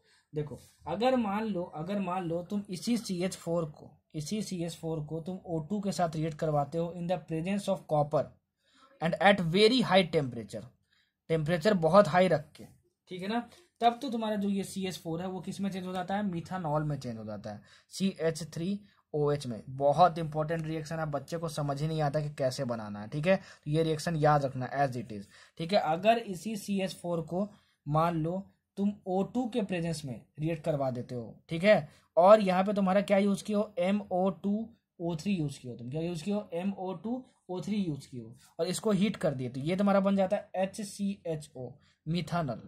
क्या बन जाता है यहाँ पे, मिथानल। देखो यहाँ पे एल्डिहाइड ग्रुप है और यहाँ पे क्या सा ग्रुप है, अल्कोहल ग्रुप है। अब अगर मान लो क्वेश्चन में तुमको आता है कि CH4 प्लस O2 लिख दिए यहाँ पे और कॉपर और हीट कर दिए, तो क्या बनेगा तुम्हारा, मिथानॉल बनेगा। डायरेक्ट क्वेश्चन आएगा, बता रहा हूँ, डायरेक्ट क्वेश्चन आता है यहाँ से। ये एज इट इज रिएक्शन याद करना होगा, NCERT में गिवन है। और अगर तुम्हारा एल्कोहल को ऑक्सीजन से रिएक्ट करवाते हैं, दैट इज कंबसन रिएक्शन करवाते हैं, और MO2O3 तुम कैटलिस्ट लियो और उसको बहुत हाई टेम्परेचर पे हीट कर दिए, तुम्हारा क्या बनेगा, एल्डिहाइड बनता है, मिथानॉल बनता है। बहुत इंपॉर्टेंट है, बहुत इंपॉर्टेंट है, बहुत इंपॉर्टेंट है, बहुत इंपॉर्टेंट है, ठीक है। समझ जाना इस बात को, बहुत इंपॉर्टेंट है और याद रखना, बहुत इंपॉर्टेंट है। चलो अब देखो ये तुमको समझ में आया। अगर मान लो हम लोग ऑक्सीडेशन KMnO4 चेक करवाते हैं, ठीक है, और तुम लिए CH3 और CH लिए यहाँ पे, और तुम ऑक्सीडेशन करवा रहे हो। ऑक्सीडेशन मतलब क्या हुआ, ऑक्सीजन रिएक्शन किसके साथ करवा रहे हो तुम, O2 के साथ करवा रहे हो, O2 के साथ करवा रहे हो, और यहाँ पे तुम क्या ले लिए, KMnO4 ले लिए, पोटासियम परमैंगनेट ले लिए। तो क्या बनेगा तुम्हारा, कैसे बनाते हैं प्रोडक्ट, तो देखो ये तुम्हारा क्या है, ये तुम्हारा क्या है, एल्केन है तुम्हारा, ये तुम्हारा क्या है, एल्केन है तुम्हारा। क्यों? क्योंकि ये देखो तुम्हारा ऐसे बन रहा है स्ट्रक्चर CH3 CH3 और ये तुम्हारा बन गया CH3 और ये हुआ तुम्हारा H, ये हुआ तुम्हारा H। ठीक, अच्छा तो जब हम लोग इसको KMnO4 के साथ रिएक्ट करवाते हैं, KMnO4 के साथ जब हम लोग रिएक्ट करवाते हैं और ऑक्सीडेशन करवाते हैं, ये तुम्हारा क्या है, ऑक्सीडेशन करवा रहे हैं KMnO4 के साथ। ठीक है, तो हमारा क्या बनता है, इसका प्रोडक्ट कैसे बनाते हैं सुनो। इस H को हम निकाल देते हैं बाहर और यहाँ पे OH जोड़ देते हैं। ठीक है, ये तुम्हारा क्या बन गया, CH3 होल 3 और ये C और ये इस H को हम निकाल दिए और यहाँ पे क्या जोड़ दिए हम लोग, OH जोड़ दिए हम लोग। यहाँ पे क्या जोड़ दिए हम लोग, OH जोड़ दिए हम लोग। क्या जोड़ दिए हम लोग, OH जोड़ दिए हम लोग। ठीक है, CH3 होल 3 COH बन गया तुम्हारा। तो ये तुम्हारा क्या बन गया, अल्कोहल बन गया। ठीक है, तो समझ में आया तुम कैसे रिएक्शन करवाएंगे, सब कुछ अच्छे से बता दिया आपको। ठीक है, ये रिएक्शन जो है आपको एज इट इज पूछेगा, ये इसमें कोई वेरिएशन नहीं होगा, लेकिन इसमें वेरिएशन दे सकता है। तो इसमें KMnO4 के साथ जब रिएक्ट हम लोग करवाएंगे और जब ऑक्सीडेशन होगा, ठीक है, तो हमारा क्या होगा, इस H को निकाल देंगे और यहाँ पे कौन सा ग्रुप जोड़ देंगे, OH ग्रुप जोड़ देंगे। कौन सा ग्रुप जोड़ देंगे, OH ग्रुप जोड़ देंगे, OH ग्रुप जोड़ देंगे। ठीक है, तो एज इट इज रिएक्शंस आएंगे ये सब जो भी आपको बता रहा हूँ। ठीक है, इसमें कुछ ज्यादा लॉजिक नहीं है, कैसे प्रोडक्ट बनाना है वो मैं बता दिया। एल्कीन्स का जब आपको रिएक्शन दिखाऊंगा तो वहां बहुत सारे मैकेनिज्म पढ़ने हैं आपको। ठीक है, वहां बहुत सारा मैकेनिज्म आपको मैं एक्सप्लेन करूंगा, बहुत सारा मैकेनिज्म एक्सप्लेन करूंगा। चलो, ये तुम्हारा समझ में आ गया, फर्स्ट रिएक्शन हो गया, ये कंबशन रिएक्शन हो गया, सेकेंड। ठीक है, और अब आप देखो थर्ड रिएक्शन। थर्ड आपको कौन सा पढ़ना है, एरोमेटाइजेशन। ठीक है, एरोमेटाइजेशन, मैं तो इसको यही पढ़ता हूँ, आप लोग पता नहीं क्या पढ़ते हो। ठीक है, एरोमेटाइजेशन देखो ये क्या होता है। अगर मान लो इसको हम लोग एक एल्केन ले CH2 और CH2, आपको एज इट इज इसको याद रखना है, इसमें कोई वेरिएशन नहीं है। CH2 पूछेगा क्वेश्चन डायरेक्ट आपसे, CH2, ठीक है, और ये तुम लिए CH3 और यहाँ तुम लिए CH3 और तुम इसको किसके प्रेजेंस में, Cr2O3 ले लो या फिर वेनेडियम ऑक्साइड ले लो या फिर तुम MO2O3 ले लो और इसको हीट कर दो बहुत ही ज्यादा हाई टेम्परेचर पे, तो ये बेंजीन में कन्वर्ट हो जाता है। ये बेंजीन में कन्वर्ट हो जाता है। बहुत इंपॉर्टेंट है, बहुत इंपॉर्टेंट है, बहुत इंपॉर्टेंट है। बच्चे एकदम पगला जाते हैं, एकदम पागल हो जाते हैं, बाप रे बाप ये स्ट्रक्चर दिया है, Cr2O3 V2O5 के प्रेजेंस में इसको बहुत हाई टेम्परेचर पे हीट कर दी, क्या बनेगा। एनसीईआरटी में सिर्फ यही एग्जांपल दिया हुआ है, इसमें क्या बनता है, बेंजीन बनता है और इसको एज इट इज याद रखना है। अगर आता है तो यही आपको दिया रहेगा और एज इट इज आपसे पूछा जाएगा, बहुत सारे एग्जाम में ये पूछा जा चुका है। ठीक है ना, एल्केन से ज्यादा रिएक्शन नहीं आते, एल्कीन से आते हैं। क्या आते हैं, एल्कीन से आते हैं। ठीक है, तो एल्कीन में मैग्नीशियम जितना भी है सब कुछ बताऊंगा, कार्बोकटायन का जो मिथाइल शिफ्टिंग होता है, हाइड्राइड शिफ्टिंग होता है, ठीक है ना, कैसे कैसे कार्बोकटायन बनता है, कैसे हम लोग रिएक्ट करवाते हैं, जहां जहां मैग्नीशियम का इंपॉर्टेंस है वहां सब कुछ समझाऊंगा। लेकिन एल्केन्स में ज्यादा कुछ समझाने लायक नहीं, इसलिए मैं ज्यादा कुछ समझा नहीं रहा हूँ। ठीक है, कैसे प्रोडक्ट बनाते हैं वो आपको समझ में आना चाहिए। ठीक, चलो इतना हमको समझ में आया। अब हम लोग देखते हैं, ये तीसरा हो गया। चौथा रिएक्शन देखो, पायरोलिसिस। इसको हम लोग बोलते हैं क्रैकिंग। क्या बोलते हैं, क्रैकिंग। इसमें आपको क्या क्या याद रखना है, देखो पायरोलिसिस या फिर क्रैकिंग एक जो है फ्री रेडिकल मैकेनिज्म को फॉलो करता है। किसको फॉलो करता है, फ्री रेडिकल मैकेनिज्म को, इससे जो भी प्रोडक्ट बनते हैं। और जो पायरोलिसिस है वो किसके लिए यूज किया जाता है ये भी आपको याद रखना है। ठीक है, ये आपको यूज किया जाता है पेट्रोलियम इंडस्ट्री में। पेट्रोलियम इंडस्ट्री में इसका यूज किया जाता है। किसमें, पेट्रोलियम इंडस्ट्री में इसका यूज किया जाता है। पेट्रोलियम इंडस्ट्री में इसका यूज किया जाता है। ठीक है, और जो तुम्हारा लिक्विड हाइड्रोकार्बन्स है, लिक्विड हाइड्रोकार्बन्स है, इसको हम लोग कन्वर्ट कर सकते हैं किसमें, सॉलिड हाइड्रोकार्बन्स में, विद द हेल्प ऑफ क्रैपिंग। और क्रैकिंग को क्या बोलते हैं, पायरोलिसिस मेथड बोलते हैं। ये क्वेश्चन पूछा जा चुका है निट में, एनसीईआरटी में लिखा हुआ है लाइन टू लाइन, और यही क्वेश्चन निट में उठ के आ गया था। ठीक है, याद रखना है इसको, याद रखना है इसको, याद रखना है इसको। ठीक है, तो पायरोलिसिस के बारे में इतना ही आपको याद रखना है। ठीक है, इतना ही याद रखना है। एक चीज और याद रख सकते हो कि जो तुम्हारे हायर एल्केन्स होते हैं, हायर एल्केन्स मतलब जैसे C6H14 है, इसको बहुत हाई टेम्परेचर में जब हीट कर दोगे ना तो ये स्मॉलर एल्केन्स में टूट जाते हैं। जैसे ये हमारा C6H12 प्लस H2 में टूट जाता है। ठीक है, तो देखो ये तुम्हारे यहाँ पे 2 हाइड्रोजन कम हो गया। ठीक है, 2 हाइड्रोजन यहाँ पे कम हो गया, कार्बन का नंबर सेम रहा, कार्बन का नंबर सेम रहा। ठीक है, और ये इसमें भी टूट सकता है, देखो ये इसमें भी टूट सकता है, हीट करो तो इसमें भी टूट सकता है वो, और इसमें भी टूट सकता है वो।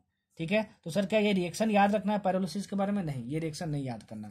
बस ये समझ लो कि higher alkanes on heating to high temperature, ठीक है, can decompose into lower alkanes. ठीक है, with the help of pyrolysis, ठीक है, लिखना है, बहुत इंपॉर्टेंट है। Pyrolysis is also called cracking and it is use in petroleum industry. Liquid hydrocarbons can be converted into solid hydrocarbons with the help of cracking, ठीक है, and it follows free radical mechanism. ये याद कर लेना, ठीक है, समझ में आया आपको, समझ में आया आपको, समझ में आया आपको, ठीक है। ये एल्केन्स आपका कंप्लीट हो गया। एल्केन्स में इससे बाहर आपसे कुछ भी नहीं पूछेगा। तो एल्केन्स में आप देखोगे कि कितने बेहतरीन तरीके से मैंने प्रोडक्ट बनाना सिखाया आपको, ठीक है ना, कैसे प्रोडक्ट बनाते हैं, ठीक है। एल्केन्स हम लोग स्टार्ट करते हैं, ठीक है यार। अभी मुझे थोड़ा अच्छा फील नहीं हो रहा है, तो मैं सोचा तो था कि इस लेक्चर में आपको एल्केन्स भी पढ़ा दूंगा, लेकिन मुझे थोड़ा सा अच्छा फील नहीं हो रहा है अभी, ठीक है।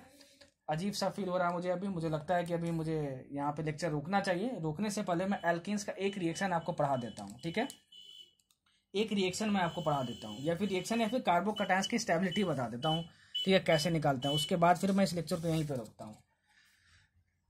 चलो, अब तुम्हारा एल्केन्स तो कंप्लीट हो गया, ठीक है। अब मैं पढ़ाता हूँ एल्केन्स। एल्केन्स पूरा कंप्लीट हो गया, ठीक है। एल्केन्स में उतने रिएक्शन से बाहर कुछ नहीं पढ़ना। आपको कोचिंग मटेरियल में बहुत कुछ दिया रहेगा, ठीक है। आपको पीएचडी नहीं करना है, आपको नीट में क्वेश्चन बनना चाहिए, ठीक है। सारे रिएक्शन आप याद कर लेना। एल्केन्स में एक रिएक्शन में पढ़ा रहा हूँ, I am not feeling well, ठीक है, इन बिटवीन द लेक्चर, ठीक है। मुझे अच्छा फील नहीं हो रहा है, तो मैं एक रिएक्शन का बहुत इंपॉर्टेंट रिएक्शन करवा देता हूँ। उसके बाद फिर मैं एल्कीन जो है वो नेक्स्ट पार्ट में कंटिन्यू करूंगा। हालांकि मैं इसी लेक्चर में करवाने वाला था, लेकिन अब मैं इस लेक्चर में इसको नहीं करवाता हूँ, ठीक है, क्योंकि थोड़ा अच्छा फील नहीं हो रहा अंदर से, मुझे थोड़ा वोमिटिंग जैसा लग रहा है यार, ठीक है, पता नहीं क्यों। तो मैं जल्दी से इसको कंप्लीट करता हूँ। पहले एल्कीन्स का फर्स्ट रिएक्शन देखो।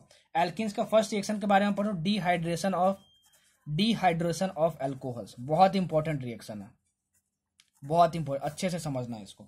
डिहाइड्रेशन ऑफ एल्कोहल बहुत ज्यादा इंपॉर्टेंट है, नीट में बहुत बार पूछा है, ठीक है। डिहाइड्रेशन ऑफ एल्कोहल्स, सुनो, डिहाइड्रेशन ऑफ एल्कोहल्स क्या होता है।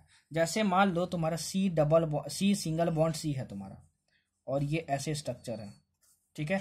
डिहाइड्रेशन ऑफ एल्कोहल, एल्कोहल मतलब क्या होता है, OH ग्रुप लगा होना चाहिए। मान लो यहाँ पे OH ग्रुप लगा है और यहाँ पे तुम्हारा हाइड्रोजन है, यहाँ पे तुम्हारा हाइड्रोजन है। तो फंक्शनल ग्रुप के साथ जो कार्बन जुड़ा होता है उसको हम लोग बोलते हैं अल्फा कार्बन। क्या बोलते हैं, अल्फा कार्बन होता है, ठीक है। और उसके बगल वाला जो कार्बन होता है उसको हम लोग बोलते हैं बीटा कार्बन, और उस बीटा कार्बन से जो हाइड्रोजन अटैच होते हैं उसको बोलते हैं हम लोग बीटा हाइड्रोजन, ठीक है। समझ में आया आपको, समझ में आया। तो बीटा हाइड्रोजन क्या होता है और अल्फा हाइड्रोजन क्या, सॉरी, अल्फा कार्बन क्या होता है, बीटा कार्बन क्या होता है और बीटा हाइड्रोजन क्या होता है। सबसे पहले तो ये समझ जाना, सबसे पहले तो ये समझ जाना आप, ठीक है, ये क्या होता है। इसको जब हम लोग, या तो हम लोग कॉन्सनट्रेटेड H2SO4 ले ले, या फिर हम लोग H3PO4 ले ले, कुछ भी दोनों में से ले ले, और इसको हीट कर दे, तो ये OH और बगल वाला H जो है वो बाहर निकल जाता है। ये क्या निकल जाता है, बाहर निकल जाता है, और तुम्हारे क्या बन जाता है, C डबल बॉन्ड C, और ये ऐसे बन जाता है। इसका मैकेनिज्म बहुत इंपॉर्टेंट है, जिसका मैकेनिज्म इंपॉर्टेंट है बताऊंगा, ठीक है। और जो एज इट इज याद रखना है वो भी बताऊंगा, ठीक है। इसके जगह तुम क्या यूज कर सकते हो, Al2O3 भी यूज कर सकते हो, Al2O3 भी यूज कर सकते हो। तो अगर मान लो क्वेश्चन में दे दिया हो इन दोनों में से कुछ भी और हीट कर रहे हो आप, ठीक है, तब आपको क्या करना है, तब आपको करना है कि ऐसे ही प्रोडक्ट बनाना है। ये नहीं कि कॉन्सेंट्रेटेड H2SO4 ही हमेशा गिवन है। कभी कभार क्या होता है कि H3PO4 बस गिवन हो जाता है, ठीक है, और आप घबरा जाते हो, बाप रे बाप अब हम क्या करें। जस्ट फॉर एग्जांपल, सुनो मेरी बात सुनो, मैं क्या बताना चाहता हूँ, ठीक है। सबसे पहले आपको क्या करना है कि इसका मैकेनिज्म समझना, ठीक है, और मैं आपको मैकेनिज्म समझाता हूँ कि मैकेनिज्म क्या है, अच्छे से समझना, बहुत इंपॉर्टेंट है। मान लो तुम H2SO4 लिए हो, ठीक है, इसी में तुम क्या लियो, H2SO4 लियो। तो सबसे पहले स्टेप में क्या होता है कि H2SO4 जो है वो टूट जाता है H प्लस में प्लस HSO4 माइनस में, इसमें टूट जाता है HSO4 माइनस में, ठीक है। उसके बाद फिर क्या होता है, उसके बाद तुम्हारा क्या होता है, जैसे मान लो तुम कौन सा लियो, अल्कोहल को ले लियो, मान लो CH3 ले लियो, CH2 ले लियो, और O और H, देखो OH लिए हैं। तो ये देखो ऑक्सीजन जो उसका ऑक्टेट पूरा है, तो 2 4 5 6 7 8, यहाँ पे 8 इलेक्ट्रॉन, मतलब यहाँ पे लोन पेयर है।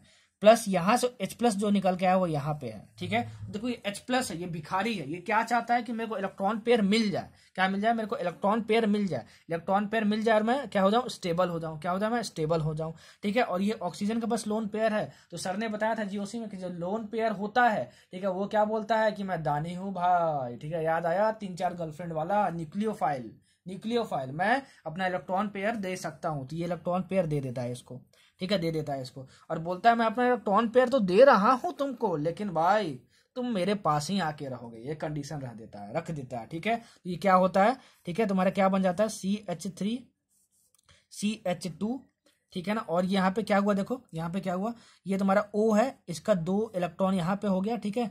एक H यहाँ पे ऐसे जुड़ा हुआ है, और ये क्या होता है कि एक यहाँ से अपना इलेक्ट्रॉन इसको दे देता है, तो ये तुम्हारा न्यूट्रल हो जाता है, एक इलेक्ट्रॉन इसको दे दिया, ठीक है ना। तो एक इलेक्ट्रॉन अपना अगर इसको दे दिया ऑक्सीजन, तो जो देता है जिसको, वो तो न्यूट्रल हो जाता है, और जिससे जाता है वो क्या हो जाता है, पॉजिटिव चार्ज हो जाता है। क्या हो जाता है, पॉजिटिव चार्ज हो जाता है, ठीक है। इसका इलेक्ट्रॉन क्या हो गया, कम हो गया, तो इसमें पॉजिटिव चार्ज आ जाएगा, और एक इलेक्ट्रॉन अभी भी बचा हुआ है, तो ये इससे बॉन्ड बना लेगा। क्या बना लेगा, बॉन्ड बना लेगा।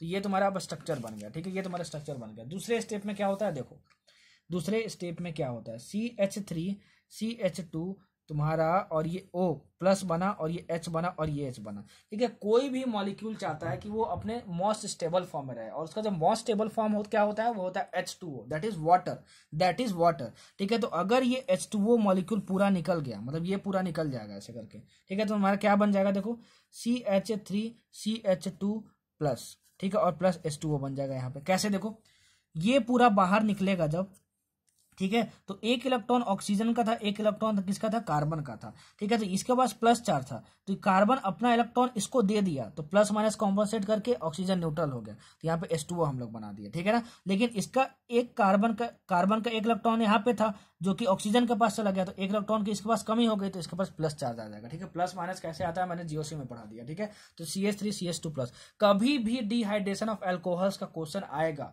कभी भी डिहाइड्रेशन ऑफ अल्कोहल का क्वेश्चन आएगा, तो डायरेक्ट प्रोडक्ट मत बनाना, हमेशा पहले कार्बोकटायन बनाना। इसको हम लोग क्या बोलते हैं, कार्बोकटायन बोलते हैं। कार्बन पे पॉजिटिव चार्ज, सर ने बताया था कहाँ पे, जीओसी में बताया था, सर ने जीओसी में बताया था, पार्ट 2 में या पार्ट 3 में मैंने बताया, ठीक है, हाँ पार्ट 2 में मैंने बताया, मुझे याद आया, ठीक है। सबसे पहले कार्बोकटायन बनाएंगे। याद रखना, कभी भी डिहाइड्रेशन ऑफ अल्कोहल का क्वेश्चन बनाओगे तो हमेशा पहले क्या फॉर्म करना, ऑलवेज फॉर्म कार्बोकटायन फर्स्ट, कभी गलती नहीं होगी, ठीक है, नहीं तो फिर गलती आपसे हो सकती है। Carbocation first. फिर ये देखो क्या होता है तीसरे स्टेप में, कि इसमें जो कार्बोकटायन बनता है CH3 CH2 plus, CH2 plus, ठीक है। इसमें क्या होता है कि देखो ये CH2 लिख लो और यहाँ पे H लिख लो, ये जो हाइड्रोजन है यहाँ पे शिफ्ट हो जाता है, ये जो हाइड्रोजन है यहाँ पे शिफ्ट हो जाता है, ये जो हाइड्रोजन है यहाँ पे शिफ्ट हो जाता है, और ठीक है, ये क्या बन जाता है, देखो एक हाइड्रोजन यहाँ पे शिफ्ट हो जाएगा, तो तुम्हारा क्या बन जाएगा, CH2 डबल बॉन्ड CH2 बन जाएगा, तुम्हारा एल्कीन बन गया।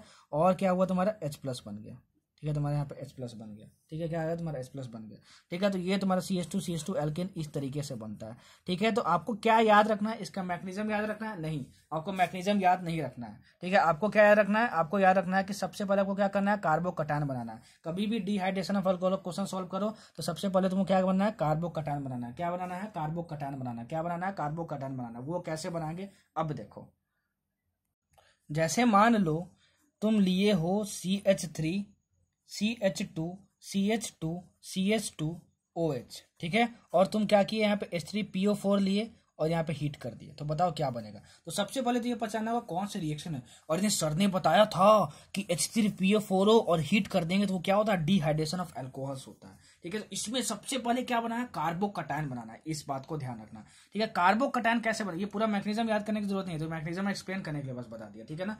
कार्बोकटायन कैसे बनाते हैं, ठीक है, कार्बोकटायन कैसे बनाते हैं, देखो कार्बोकटायन बनाने के लिए जिस ग्रुप से OH जुड़ा हुआ है ना, देखो जैसे इस कार्बन से OH जुड़ा हुआ है, तो इस OH को बाहर निकाल देना और इस कार्बन पे पॉजिटिव चार्ज लगा देना, तो तुम्हारा कार्बोकटायन बनेगा। तो सबसे पहले कार्बोकटायन बनाओ, CH3 CH2 CH2 और CH2 और यहाँ पे प्लस, यहाँ पे प्लस क्या हो जाएगा, यहाँ पे प्लस आ जाएगा, ठीक है, यहाँ पे क्या हो जाएगा, प्लस आ जाएगा, ठीक है। जिस कार्बन से जुड़ा हुआ है, ठीक है ना, जिस OH, उस OH को हटाओ और उस कार्बन में पॉजिटिव चार्ज लगा दो, तो तुम्हारा क्या बन जाएगा, कार्बोकटायन। तो ये कार्बोकटायन बना।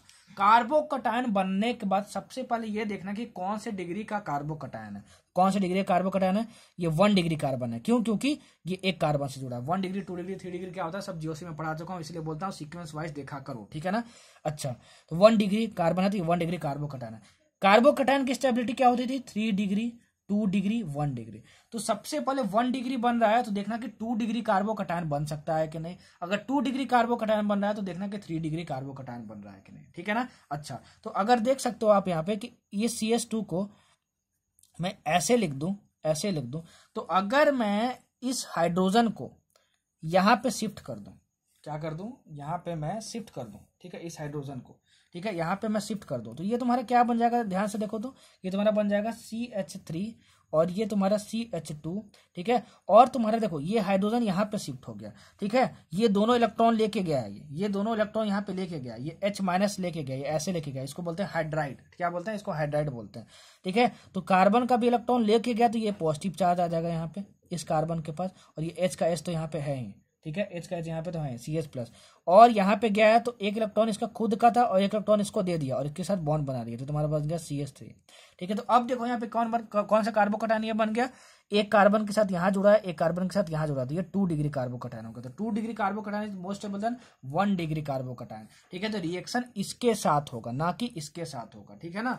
इसके साथ भी रिएक्शन होता है, लेकिन रिएक्शन के बाद जो बनता है वो माइनर प्रोडक्ट बनता है, ठीक है। और हमेशा क्वेश्चन में आपसे मेजर प्रोडक्ट पूछेगा, तो मेजर प्रोडक्ट हमेशा किसके साथ बनाते हैं? मोस्ट स्टेबल कार्बोकटायन के साथ बनाते हैं। तो ये सबसे ज्यादा स्टेबल हुआ कार्बोकटायन, इसमें जो बन सकता है कार्बोकटायन, ठीक है। कार्बोकटायन इसमें बन सकता है, इसमें मोस्ट स्टेबल कार्बोकटायन बन सकता है। अब हमको क्या करना है? अब हमको क्या करना है कि H+ निकाल देना है। अब हमको क्या करना है? H+ निकाल देना है। कहाँ से निकालना है? इसके बगल वाले से निकालना है, बगल वाले से निकालना है। तो बगल वाले से हम लोग निकालेंगे, ठीक है। इसके बगल वाले से निकालेंगे, तो बगल वाले से निकालने के बाद यहाँ पे इसको हम जोड़ देंगे, देखो ऐसे यहाँ पे हम लोग जोड़ देंगे इसको, ठीक है। तो ये तुम्हारा क्या बन जाएगा?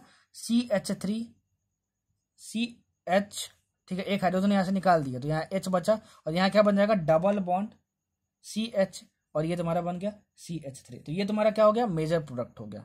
मोस्ट स्टेबल कार्बोकटायन से तुम जब बनाओगे क्या कोई भी प्रोडक्ट, तो वो क्या बनेगा? मेजर प्रोडक्ट बनेगा, ठीक है। यहाँ पे माइनर प्रोडक्ट भी बनता है, तो इसको हम लोग बोलते हैं, देखो यहाँ पे हाइड्राइड शिफ्ट हुआ ना, तो इसको हम लोग बोलते हैं हाइड्राइड शिफ्ट। क्या बोलते हैं इसको हम लोग? Hydride shift. वैसे ही होता है हमारा मिथाइल शिफ्ट।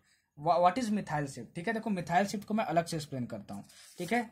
मिथाइल शिफ्ट को मैं अलग से एक्सप्लेन करता हूँ। जैसे मैं एक एग्जांपल लेता हूँ कि CH3 CH3, ठीक है, और ये तुम्हारा हुआ CH3, और ये तुम्हारा हुआ CH, और ये तुम्हारा OH हुआ, और ये हुआ तुम्हारा CH3। और तुम इसमें क्या कर रहे हो? इसमें तुम क्या कर रहे हो? कॉन्सेंट्रेटेड H2SO4 ले रहे हो और यहाँ पे हीट कर रहे हो, मतलब ये क्या है? डिहाइड्रेशन रिएक्शन है। तो सबसे पहले क्या करना है? कार्बोकटायन बनाना है। जिस कार्बन से तुम्हारा अल्कोहल जुड़ा हुआ है उस अल्कोहल को हटाओ और यहाँ पे प्लस चार्ज लगाओ और कार्बोकटायन बना। तो ये तुम्हारा बना CH3 ध्यान से जो बोल रहा हूँ ध्यान से सुनना, ठीक है। और तुम्हारा हुआ CH, और ये पॉजिटिव हुआ, और ये तुम्हारा क्या हो गया? CH3 हो गया। जो बोल रहा हूँ ध्यान से सुनना। ये टफ लगेगा तो इसका एक सेटजेफ रूल भी है, उससे भी आप समझ सकते हो, लेकिन ध्यान से सुनना ये पहले, ठीक है। ये समझ में आया कि ये कार्बोकटायन बना, ठीक है, ये कार्बोकटायन बना। अब देखो यहाँ पे अगर इसमें CH, ये कौन सा डिग्री का है? ये 2 डिग्री का है, 2 कार्बन से जुड़ा है, एक कार्बन से, ये 2 कार्बन से, तो ये 2 डिग्री कार्बोकटायन है। सब कुछ पहचाना मैं जीओसी में आपको सिखा चुका हूँ। अगर इस CH3 को मैं यहाँ पे मूव करवा दूं, देखो यहाँ पे मूव करवा दूं मैं, तो तुम्हारा कैसे स्ट्रक्चर बन जाएगा? देखो CH3 ये वाला, ठीक है, ये, और ये तुम्हारा हुआ CH3, ठीक है। और ये दोनों इसका इलेक्ट्रॉन था, तो एक इलेक्ट्रॉन इसका चला गया इस कार्बन का, तो ये पॉजिटिव चार्ज हो गया, और CH3 यहाँ पे जाके जुड़ गया, ठीक है। तो तुम्हारा क्या बन गया? CH पहले से था और CH3 यहाँ पे जुड़ गया, और ये हुआ तुम्हारा CH3, ठीक है। समझ में आया? तो अब देखो कौन सा कार्बोकटायन बन गई है? एक कार्बन से, 2 कार्बन से, 3 कार्बन से जुड़ा है, तो ये 3 डिग्री कार्बोकटायन बन गया। तो अब ये ज्यादा स्टेबल है। क्या है? अब ये ज्यादा स्टेबल है। अब ये क्या है तुम्हारे पास? ज्यादा स्टेबल है। तो तुम्हारा कौन सा बन गया? 3 डिग्री कार्बोकटायन बन गया। तुम्हारा क्या बन गया? 3 डिग्री कार्बोकटायन बन गया, ठीक है। अब तुमको क्या करना है जरा बता दो। इसके बगल वाले से तुमको, इसके बगल वाले से क्या करना है? हाइड्रोजन शिफ्ट करवा देना है, हाइड्रोजन शिफ्ट करवा देना है तुमको, ठीक है। तो यहाँ से तुम शिफ्ट करवा दो हाइड्रोजन, ठीक है। तो तुम्हारा ये क्या बन गया जरा बताना तो? C डबल बॉन्ड C, और ये तुम्हारा CH3, और ये तुम्हारा CH3, और ये तुम्हारा CH3 हुआ, और ये तुम्हारा CH3 हुआ। ये तुम्हारा क्या बनेगा? मेजर प्रोडक्ट बनेगा। क्या बनेगा तुम्हारा? मेजर प्रोडक्ट बनेगा। तो यहाँ पे जनरली मुझे क्या सिखाना था? मिथाइल शिफ्ट सिखाना था, और तुमको क्या सिखाना था? हाइड्राइड शिफ्ट सिखाना था कि मिथाइल शिफ्ट क्यों होता है और हाइड्राइड शिफ्ट क्यों होता है, हाइड्राइड शिफ्ट क्यों होता है, ठीक है। अगर आपको ये नहीं लगाने आता है तो मैं एक शॉर्ट ट्रिक आपको बताता हूँ, सेट जेव रूल, ठीक है। सेट जेव रूल मैं क्या बताता हूँ, दिया ही गया था इसलिए। सेट जेफ रूल क्या होता है? Set Jeff rule, set Jeff rule, set Jeff rule, set Jeff rule क्या होता है? देखो CH3 CH2 CH CH3 OH, ठीक है। अब तुम क्या किए? इसको H2SO4 लिए और यहाँ पे हीट कर दिए, ठीक है। अब देखो सर ने क्या बताया था कि अल्फा कार्बन क्या है? अल्फा कार्बन ये है तुम्हारा, ठीक है ना, जिसके साथ अल्कोहल जुड़ा हुआ है, ठीक है, जिसके साथ अल्कोहल जुड़ा हुआ है, ठीक है। अच्छा देखो, अगर आपको कार्बोकटायन से बनाने नहीं आ रहा है, ठीक है, वो थोड़ा लंबा मेथड हो गया, आपको मैं समझाने के लिए आपको बताया। तो आपको क्या करना है, बस सेटजेफ रूल लगाना, बहुत ईजी है।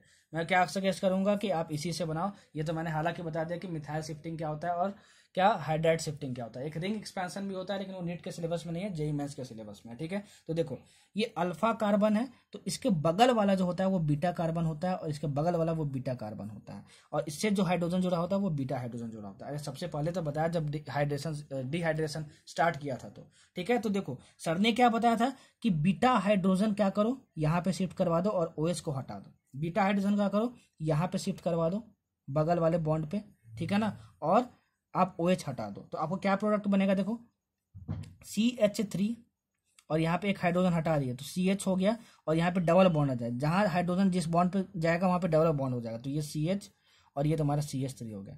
अच्छा, बीटा हाइड्रोजन तो सर इधर भी पॉसिबल है ना, मैं बोलूँगा हाँ। तो देखो क्या करना है, प्लस CH3, ठीक है, और यहाँ पे CH2। इस बार तुम इस बीटा हाइड्रोजन को मूव नहीं कर रहे हो, इस बीटा हाइड्रोजन को मूव कर रहे हो यहाँ पे इस बॉन्ड पे, और जहाँ इस हाइड्रोजन को इस बॉन्ड पे मूव करोगे तो यहाँ पे डबल बॉन्ड बना देना, ठीक है। तो तुम्हारा क्या हो जाएगा, CH3 और यहाँ पे CH2, और ये तुम्हारा क्या हुआ, CH, ठीक है, ये तुम्हारा हुआ CH, और ये हुआ तुम्हारा डबल बॉन्ड CH2।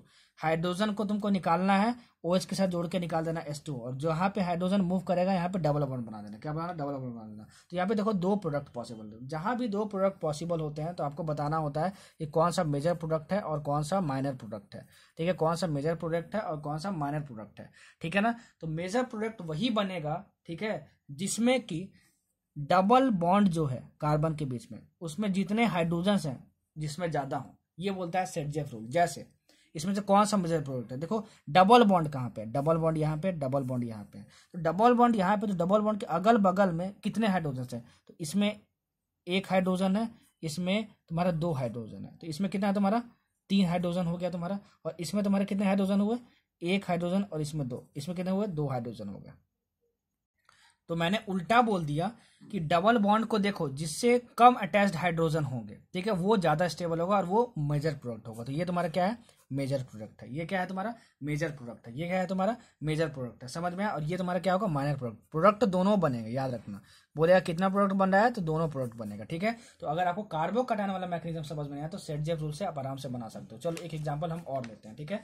जैसे देखो, जो मैं एग्जांपल लिया था हाइड्राइड शिफ्ट वाला, बनाते हैं, ठीक है ना, कि कौन सा मेजर प्रोडक्ट बनेगा। देखो हाइड्राइड शिफ्ट का जो एग्जांपल लिया था, CH3, CH2, CH2, और ये तुम्हारा CH2 हो गया तुम्हारा, ठीक है। और ये तुम्हारा क्या हो गया, OH यहाँ से जुड़ा हुआ था, यहाँ OH जुड़ा था, इसको OH यहाँ पे लिख दिया, या OH यहाँ पे लिख दिया, ठीक है। आपको इसमें बताना है कि मेजर प्रोडक्ट क्या बनेगा, मेजर प्रोडक्ट क्या बनेगा, आपको ये बताना है कि मेजर प्रोडक्ट क्या बनेगा, ठीक है। तो देखो सुनना ध्यान से, मेजर प्रोडक्ट क्या कैसे बनेगा इसमें, मेजर प्रोडक्ट कैसे बनेगा इसमें, ध्यान से सुनना।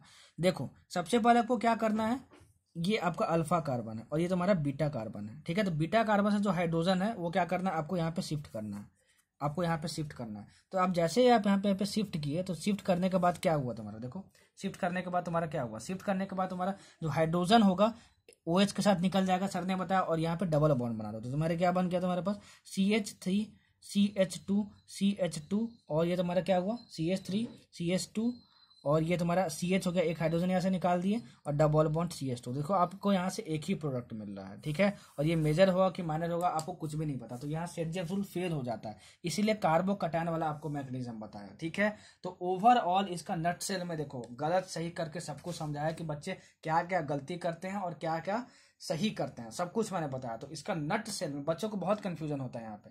नट सेल में रिजल्ट ये है आपका, नट सेल में रिजल्ट ये है कि आपका कि सबसे पहले आपको क्या करना है, कार्बोकटायन बनाना है। क्या बनाना है आपको, कार्बोकटायन बनाना है। तो आप देख सकते हो कि यहाँ पे सेटजेफ रूल फेल हो गया, क्योंकि ये मैं एग्जांपल लिया था तो आपका मेजर प्रोडक्ट क्या बन रहा था, कुछ और बन रहा था, ठीक है ना, कुछ और बना था। आप पलट के देखो, तो देखो डिहाइड्रेशन ऑफ अल्कोहल्स में बच्चे इसी में कंफ्यूज रहते हैं कि सेटजेफ रूल लगाए कि कार्बोकटायन लगाए, और बच्चे कंफ्यूज हो जाते हैं। तो डिहाइड्रेशन ऑफ अल्कोहल्स में अब क्लियर कट मैं आपको बता रहा हूँ, ये आपको गलत सही सब कुछ करके इसलिए बताया क्योंकि बच्चे क्या गलत करते हैं और क्या नहीं गलत करते हैं सब कुछ मैं बता दिया, तो आपको क्लियर हो जाए, क्योंकि नीट में बहुत ज्यादा पूछा जाता है इससे क्वेश्चन। अब देखो फ्रेश रिजल्ट, कहाँ पे गलती होती है, क्यों गलती होती है, सब कुछ मैंने बताया, ठीक है ना, सब कुछ बताया कि क्यों गलती हो रही है? हम लोग कार्बोकटायन नहीं बनाएंगे तो क्या सेट रूल फेल हो जाएगा? हाँ फेल हो जाएगा, ठीक है। इसलिए हमेशा सेट रूल मत लगाना, बच्चे उसी से क्या कर देते हैं, आंसर निकाल देते हैं और आंसर गलत हो जाता है। तो डिहाइड्रेशन ऑफ अल्कोहल में क्या होता है, अल्कोहल सबसे पहले लेना होता है, ठीक है। क्या होना था, अल्कोहल लेना होता है तुमको, ठीक है। और सबसे पहला काम क्या करना होगा, कार्बोकटायन बनाना होगा। कार्बोकटायन सबसे पहले तुमको बनाना होगा। कार्बोकटायन बनाने के बाद तुमको ये देखना होगा कि क्या 1 डिग्री कार्बोकटायन बन रहा है तो उसको हम 2 डिग्री में कन्वर्ट कर सकते हैं, क्या 2 डिग्री कार्बोकटायन बन रहा है क्या उसको हम 3 डिग्री कार्बोकटायन बना सकते हैं, ये हमको देखना है, ठीक है। उसके बाद हमको देखना है कि कौन से हाइड्रोजन को हमको रिमूव करना है, कौन से हाइड्रोजन को हमको क्या करना है, रिमूव करना है, कौन से हाइड्रोजन को हमको क्या करना है, रिमूव करना है, ठीक है। अच्छा सुनो, जो एग्जाम्पल लिया फिर से आपको समझाता हूँ। CH3 CH2 CH2 CH2 OH, ठीक है, ये तुम्हारे पास होगा। कैसे कार्बोकटायन बनाते हैं, जिस कार्बन के साथ OH जुड़ा हुआ उस OH को हटा दो और उस कार्बन में पॉजिटिव चार्ज लगा दो। इतना तो समझ में आया ही होगा। CH3 CH2 CH2 और यहाँ पे तुम्हारा कितना आ गया, प्लस आ गया। फिर जब मैं हाइड्राइड शिफ्ट किया था, ठीक है, यहाँ से एक H यहाँ लिख दिया था और यहाँ पे हाइड्राइड शिफ्ट किया था, तो ये तुम्हारा क्या हो गया, 2 डिग्री कार्बोकटायन में बन सकता है। और ये तुम्हारा कैसा हो जाता है, CH3 CH2 और CH प्लस और ये तुम्हारा हो गया CH3, ठीक है। अब आपको क्या करना है, सुनो, अब आपको क्या करना है, अब आपको क्या करना है, सुनना ध्यान से। अब तुम्हारा ये 2 डिग्री कार्बोकटायन बन गया, ये बहुत ज्यादा स्टेबल हो गया। देखो ये तुम्हारा आ गया हाइड्राइड शिफ्ट के बाद, मैंने हाइड्राइड शिफ्ट बता दिया तुमको, ठीक है। हाइड्राइड शिफ्ट कब होता है, मिथाइल शिफ्ट कब होता है, 1 डिग्री बने तो 2 डिग्री देखना हाइड्राइड शिफ्ट से हो रहा है कि नहीं, 2 डिग्री से 3rd डिग्री में मिथाइल शिफ्ट हो रहा है कि नहीं, चेक करके देख लेना, वो मैंने बताया और कैसे करते हैं वो भी मैंने बता दिया तुमको, ठीक है। अच्छा ये तुम्हारा प्लस हुआ, ठीक है, ये तुम्हारा प्लस हुआ। अब तुमको क्या करना है, इसके बाद देखो इससे 2 प्रोडक्ट बन सकते हैं। जिस कार्बन पे पॉजिटिव चार्ज है ना उसके अगल बगल वाले कार्बन को देखना, तो इसके बगल में ये वाला कार्बन है तुम्हारा और ये वाला कार्बन है यहाँ पे, एक बार इसका हाइड्रोजन हटा देना, ठीक है, और जिसका हाइड्रोजन हटाओगे उसके बीच में डबल बॉन्ड बन जाएगा और ये पॉजिटिव चार्ज हट जाएगा, ठीक है। CH3 CH2 CH और ये डबल बॉन्ड CH2 बन गया, ठीक है, डबल बॉन्ड CH2 बन गया तुम्हारे पास, ठीक है। अच्छा अब इसके बगल में ये भी कार्बन है, इसका हाइड्रोजन हम हटाएंगे तो तुम्हारे पास क्या बनेगा, CH3 CH बनेगा, ठीक है। और जिसका हाइड्रोजन हटाएंगे उन दोनों कार्बन के बीच में डबल बॉन्ड बन जाएगा, तो CH बन जाएगा, ये तुम्हारा ये क्या बन जाएगा, तुम्हारा CH बन जाएगा और ये तुम्हारा CH3 का CH3 लगेगा। तो ये 2 प्रोडक्ट बन सकते हैं। तो सबसे पहले कार्बोकटायन बनाना, कार्बोकटायन के बाद देखना कि शिफ्टिंग हो रही है कि नहीं, मिथाइल शिफ्टिंग है, हाइड्राइड शिफ्टिंग है, उससे 1 डिग्री से 2 डिग्री बन रहा है कि नहीं, 2 डिग्री से 3rd डिग्री बन रहा है कि नहीं। उसके बाद इस तरीके से मोस्ट स्टेबल फॉर्म में आ जाएगा तो उसके अगल बगल वाले कार्बन को देखना और अगल बगल वाला जो कार्बन है उससे तुम हाइड्रोजन हटा सकते हो, ठीक है, उससे तुम हाइड्रोजन हटा सकते हो। और कौन कौन से प्रोडक्ट बन सकते हैं लिख लेना, ठीक है। मैं बता दिया कैसे डबल बॉन्ड लगाएंगे, कैसे हाइड्रोजन हटाएंगे। इसके बाद जब कार्बोकटायन से बना के तुम प्रोडक्ट बनाओगे तब यहाँ पे सेट-जेफ रूल लगाना, तब यहाँ पे सेट-जेफ रूल लगाना, ठीक है। तब यहाँ सेट-जेफ रूल लगाओगे, जब यहाँ सेट-जेफ रूल लगाओगे तो सेट-जेफ रूल क्या बोलता है कि डबल बॉन्ड को ढूंढो, डबल बॉन्ड ढूंढ लिए, डबल बॉन्ड ढूंढ लिए। जिस डबल बॉन्ड से अटैच्ड अगल बगल में जितने कम हाइड्रोजन होंगे उतना ही ज्यादा स्टेबल होगा। तो देखो डबल बॉन्ड से अटैच्ड अगल बगल 1 और 2 हाइड्रोजन है, यहाँ पे कितने हैं, 1 2 3 हाइड्रोजन है। तो मेजर प्रोडक्ट कौन होगा, ये होगा जिसमें कम हाइड्रोजन होंगे। अगल बगल इसको मत गिनने लगना, अगल बगल वाले को बस गिनना है, डबल बॉन्ड के अगल बगल वाले को गिनना है। तो ये तुम्हारा मेजर प्रोडक्ट हुआ और ये हुआ तुम्हारा माइनर प्रोडक्ट, ठीक है। वैसे ही देखो तुम जो मैं एग्जांपल लिया था मिथाइल शिफ्टिंग वाला, और मिथाइल शिफ्टिंग में मेरा क्या बन रहा था, मिथाइल शिफ्टिंग में हमारा ये बन रहा था, देखो कार्बोकटायन, ठीक है, कार्बोकटायन ये बन रहा था, ठीक है। कार्बोकटायन मोस्ट स्टेबल फॉर्म में ये बन रहा था हमारा 3 डिग्री। तो देखो इसके बगल वाला कार्बन देखो और इसके बगल वाला कार्बन देखो, ठीक है। तो एक बार यहां से हाइड्रोजन को क्या करो, एक बार यहां से हाइड्रोजन को तुम क्या करो, यहां से हाइड्रोजन को तुम हटा दो एक बार यहां से, ठीक है। तो एक बार यहां से हाइड्रोजन को हटाओगे तो जहां से हाइड्रोजन को हटाओगे तो तुम्हारा क्या बन जाएगा, तुम्हारा डबल बॉन्ड बन जाएगा। यहाँ तुम्हारा क्या बन जाएगा, डबल बॉन्ड बन जाएगा। तो यहाँ तुम्हारा क्या बन जाएगा, डबल बॉन्ड बन जाएगा और पॉजिटिव चार्ज को हटा देना। तो तुम्हारा क्या बन गया, CH3 बन गया, CH3 बन गया और यहाँ पे तुम्हारा CH3 बन गया और CH3 बन गया। अब इसके बगल में, इस प्लस के बगल में यहाँ भी ये भी तो कार्बन है, तो यहाँ से भी तो तुम्हारा हाइड्रोजन हट सकता है, हाँ हट सकता है। इस हाइड्रोजन को यहाँ पे हटाओ और जहां से हाइड्रोजन को हटाओगे तो इस कार्बन के इसमें डबल बॉन्ड लगा देना और पॉजिटिव चार्ज हटा देना, तो तुम्हारा प्लस हो जाएगा। तुम्हारा ये तुम्हारा क्या हो जाएगा, CH2 डबल बॉन्ड यहाँ पे लगा दोगे और यहाँ पे C हो जाएगा तुम्हारा और ये तुम्हारा CH3 हो जाएगा और ये तुम्हारा हो जाएगा CH और ये तुम्हारा CH3 और CH3। अब क्या करना, अब प्रोडक्ट बन गया तो अब क्या करना, सेट-जेफ रूल लगाना, कौन मेजर प्रोडक्ट होगा। तो डबल बॉन्ड ढूंढो, डबल बॉन्ड ढूंढ लिए। इसके अगल बगल, डबल बॉन्ड के अगल बगल किसमें ज्यादा हाइड्रोजन है, देखो ये डबल बॉन्ड के अगल में यहाँ पे 0 हाइड्रोजन, यहाँ पे 0 हाइड्रोजन, इसमें 0 हाइड्रोजन है। इसके बगल में देखो, इसमें तो 0 हाइड्रोजन है, इसके बगल इस डबल बॉन्ड के बगल में 2 हाइड्रोजन है, तो इसमें 2 हाइड्रोजन होगा। जिसमें कम हाइड्रोजन होंगे वो मेजर प्रोडक्ट होगा, तो इसमें कम हाइड्रोजन है, ये तुम्हारा क्या हुआ, मेजर प्रोडक्ट हो गया।